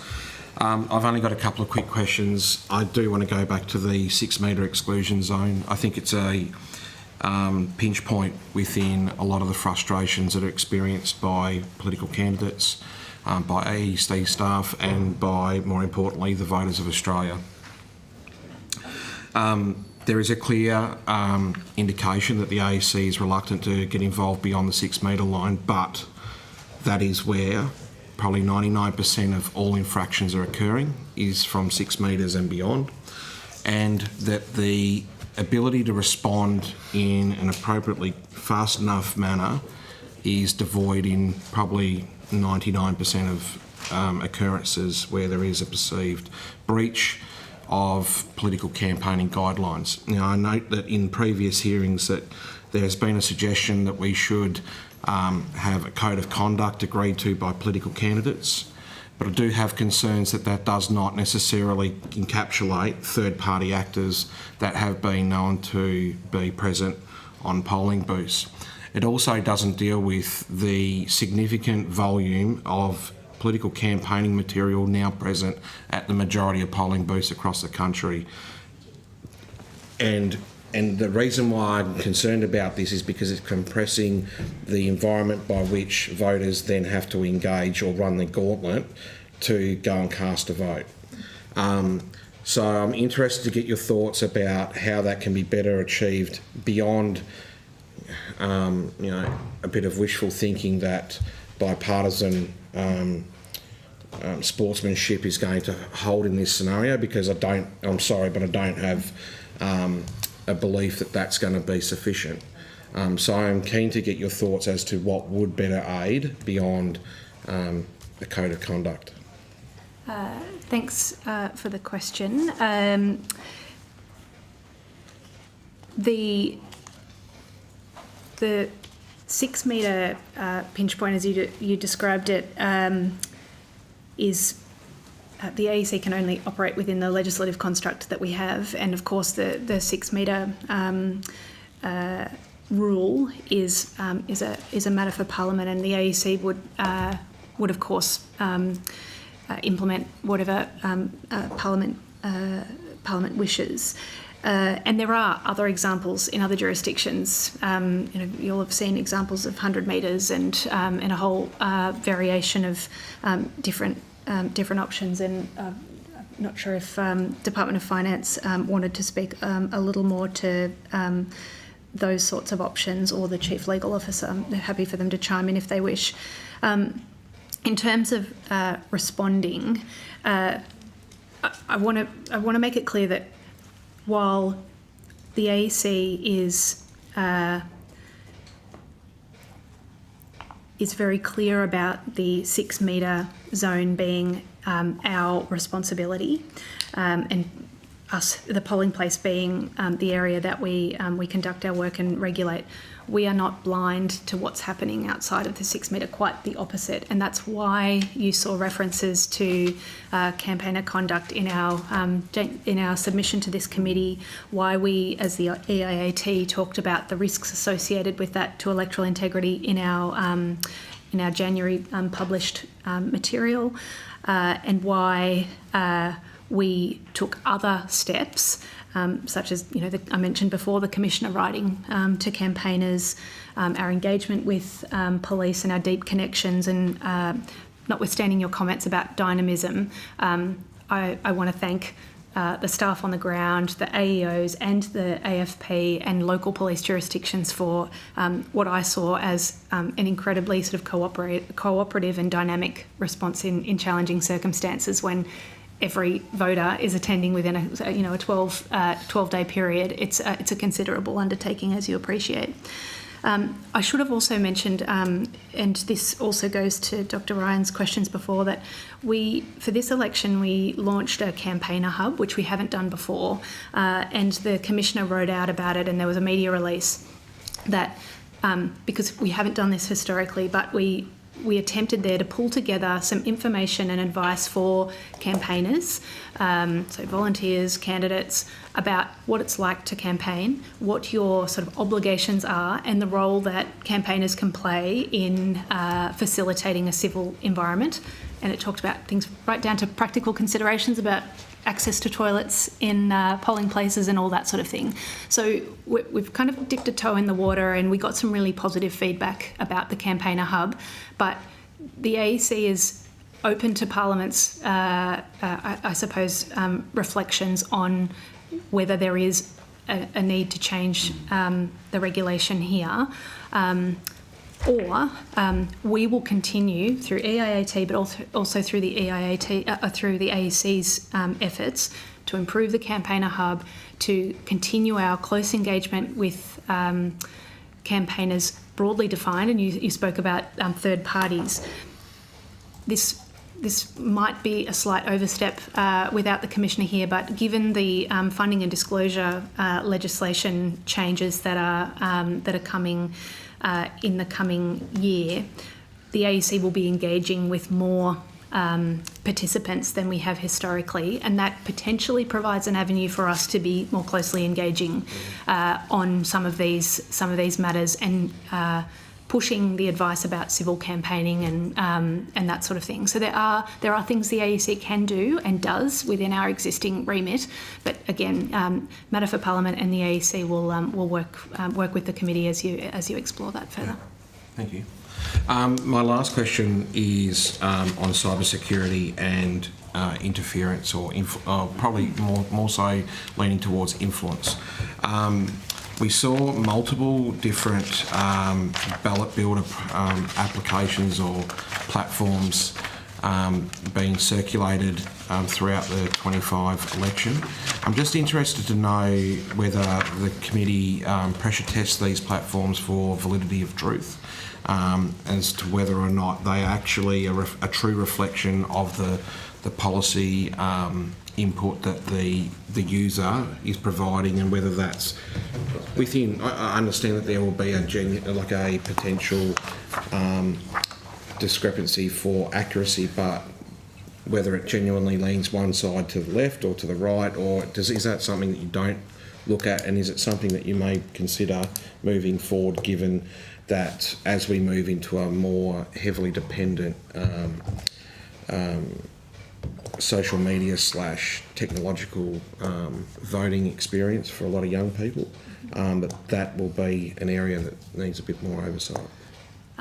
Mr. Burnell, can I just clarify, could you just explain a little more about the Ballot Builder? Ballot Builder, the program that was designed to help people establish their voting intention based on their policy preferences. Yes. My experience in my electorate was that regardless of what policy position you put in, it would skew one way every single time. That, in my view, influences the outcome of voting intention for individuals. And I'm interested to know whether or not it does get pressure tested as a matter of course from the committee. If not, why not? Okay, thank you for clarifying, and more than happy that for colleagues to chime in here. I'll start.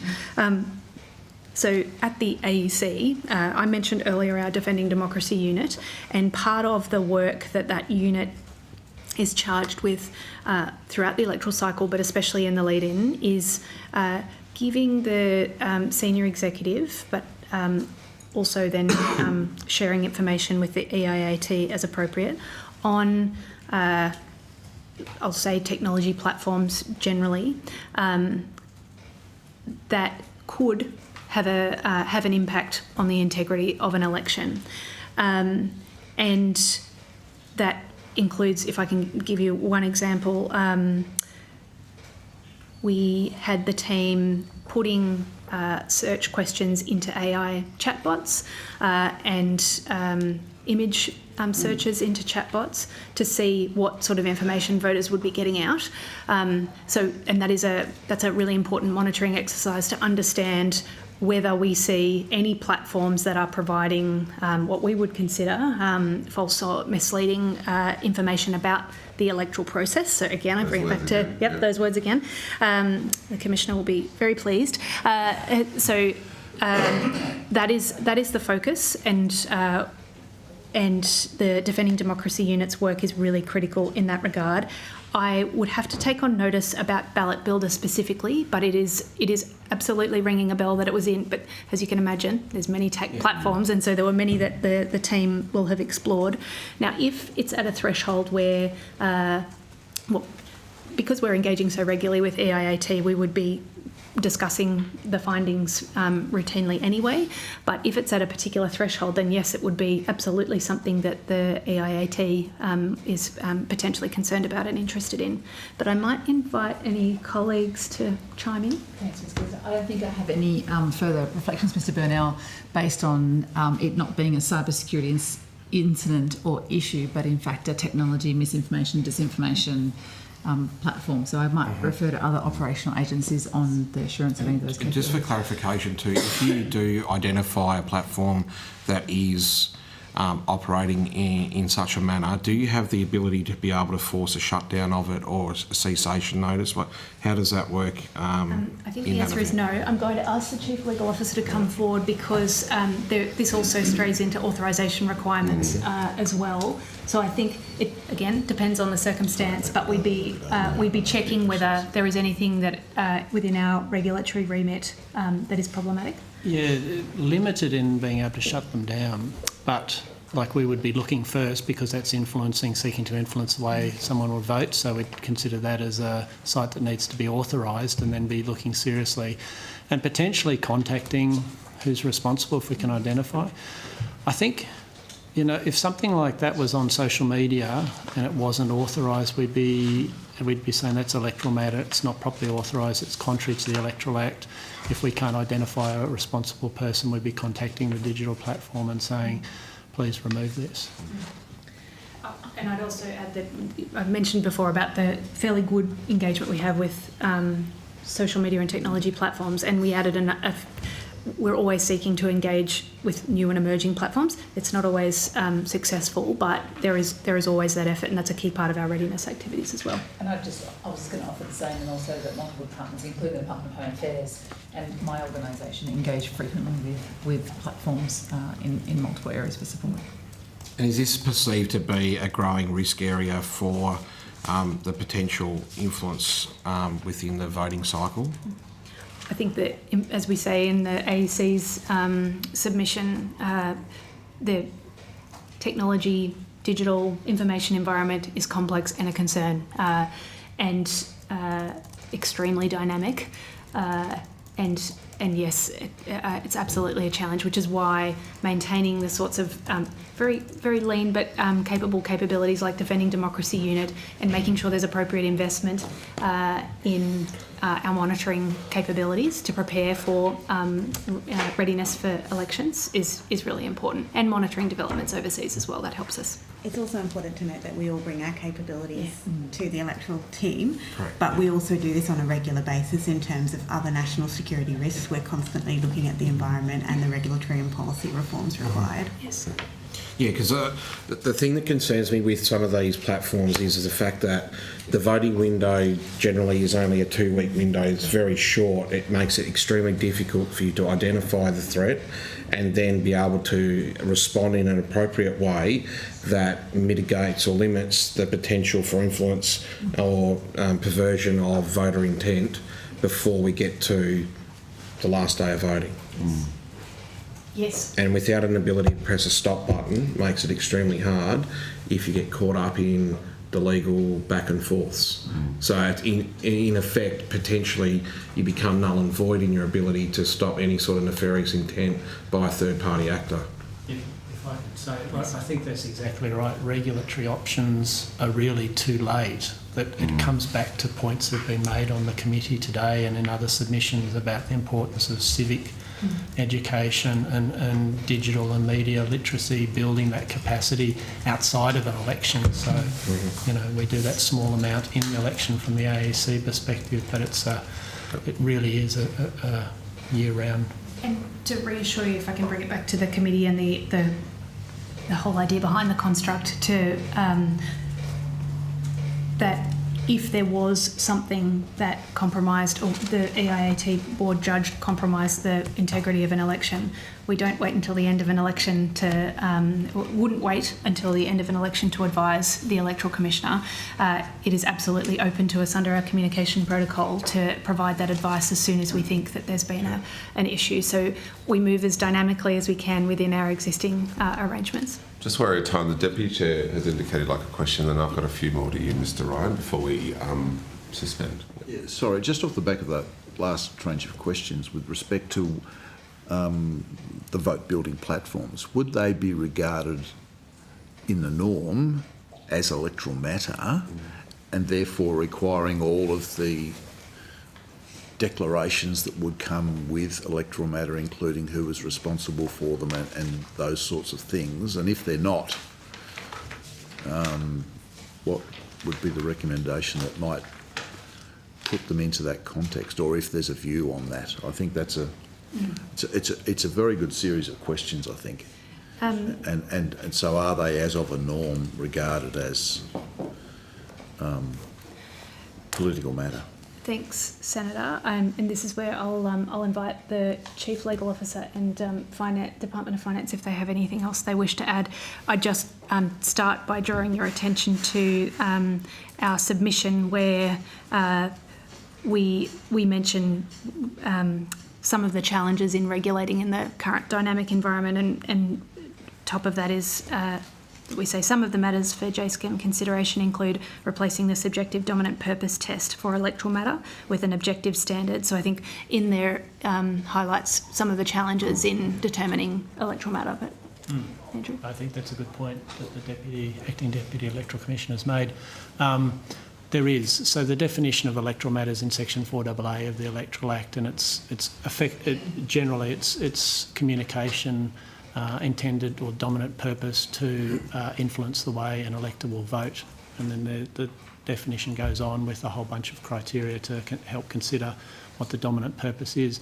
But the courts have held that that's a subjective test.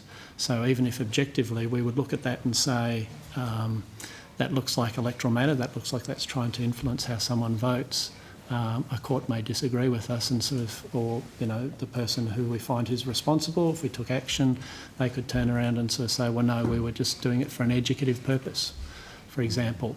So, it is for the committee and to consider, and for the Parliament and for the government to consider, whether that could and should be clarified. Mr Ryan, in your earlier evidence you mentioned, I believe it was concern at the potential for political third-party involvement from Sovsits, Nazis. Could you expand on that a little bit more from your perspective within the AFP?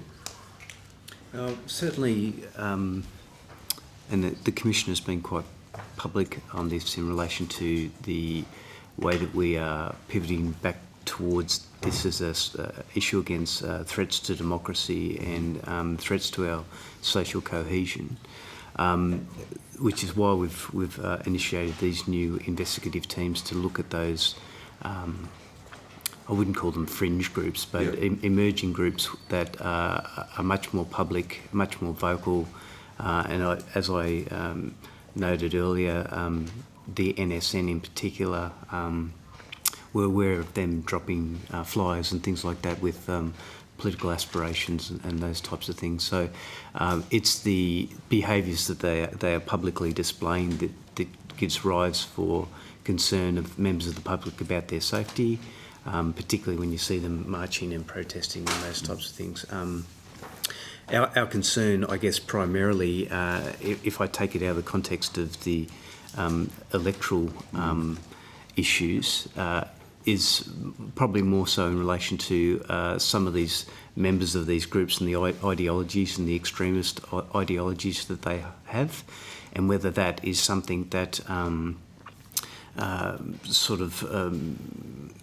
evolves into extremist violence and those types of things. So that's where our primary concern is in that regard. What would you consider as a threat to democracy? Like, just as a, again, going back to definition, sort of where does that sort of pique your interest in the... Well, I think if you look more broadly about sovereign citizens in terms of undermining the legitimacy of institutions and those types of things, is really where our focus is in terms of ensuring that that threat is mitigated as much as possible. And I'm talking more generally about domestic issues. Obviously, there are other concerns that we do have in terms of foreign actors and foreign interference that undermine those things as well. So it's a bit of a two-speed process where we're actively working on international global threats, but also domestic threats. You mentioned 45,000 hours, 600 officers at the 2025 election. It seems like a large amount of resource. Is that bigger than previous elections? Are you able to go into the reasons why you allocated that? I don't think it's any more substantial than previous elections, and it's not something that we take extra budget for. We do it within our existing budgetary envelopes. I can say that there was a 17% increase in the threats against parliamentarians and candidates within this election period as compared to 2022.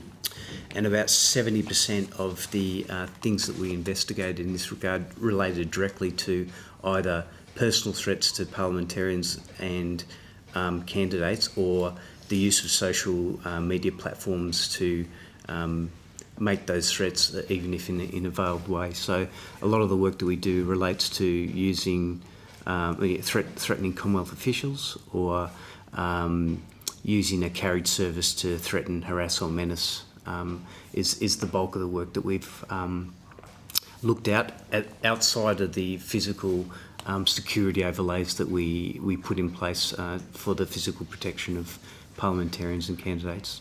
Okay. All right, well, I might thank you all for your attendance here today. If you've been asked to provide any additional information, please forward it to the Secretariat by the 14th of November. You'll all be sent a copy of the transcript of your evidence, and we'll have the opportunity to request corrections and transcription errors. I declare this public hearing closed, so thank you.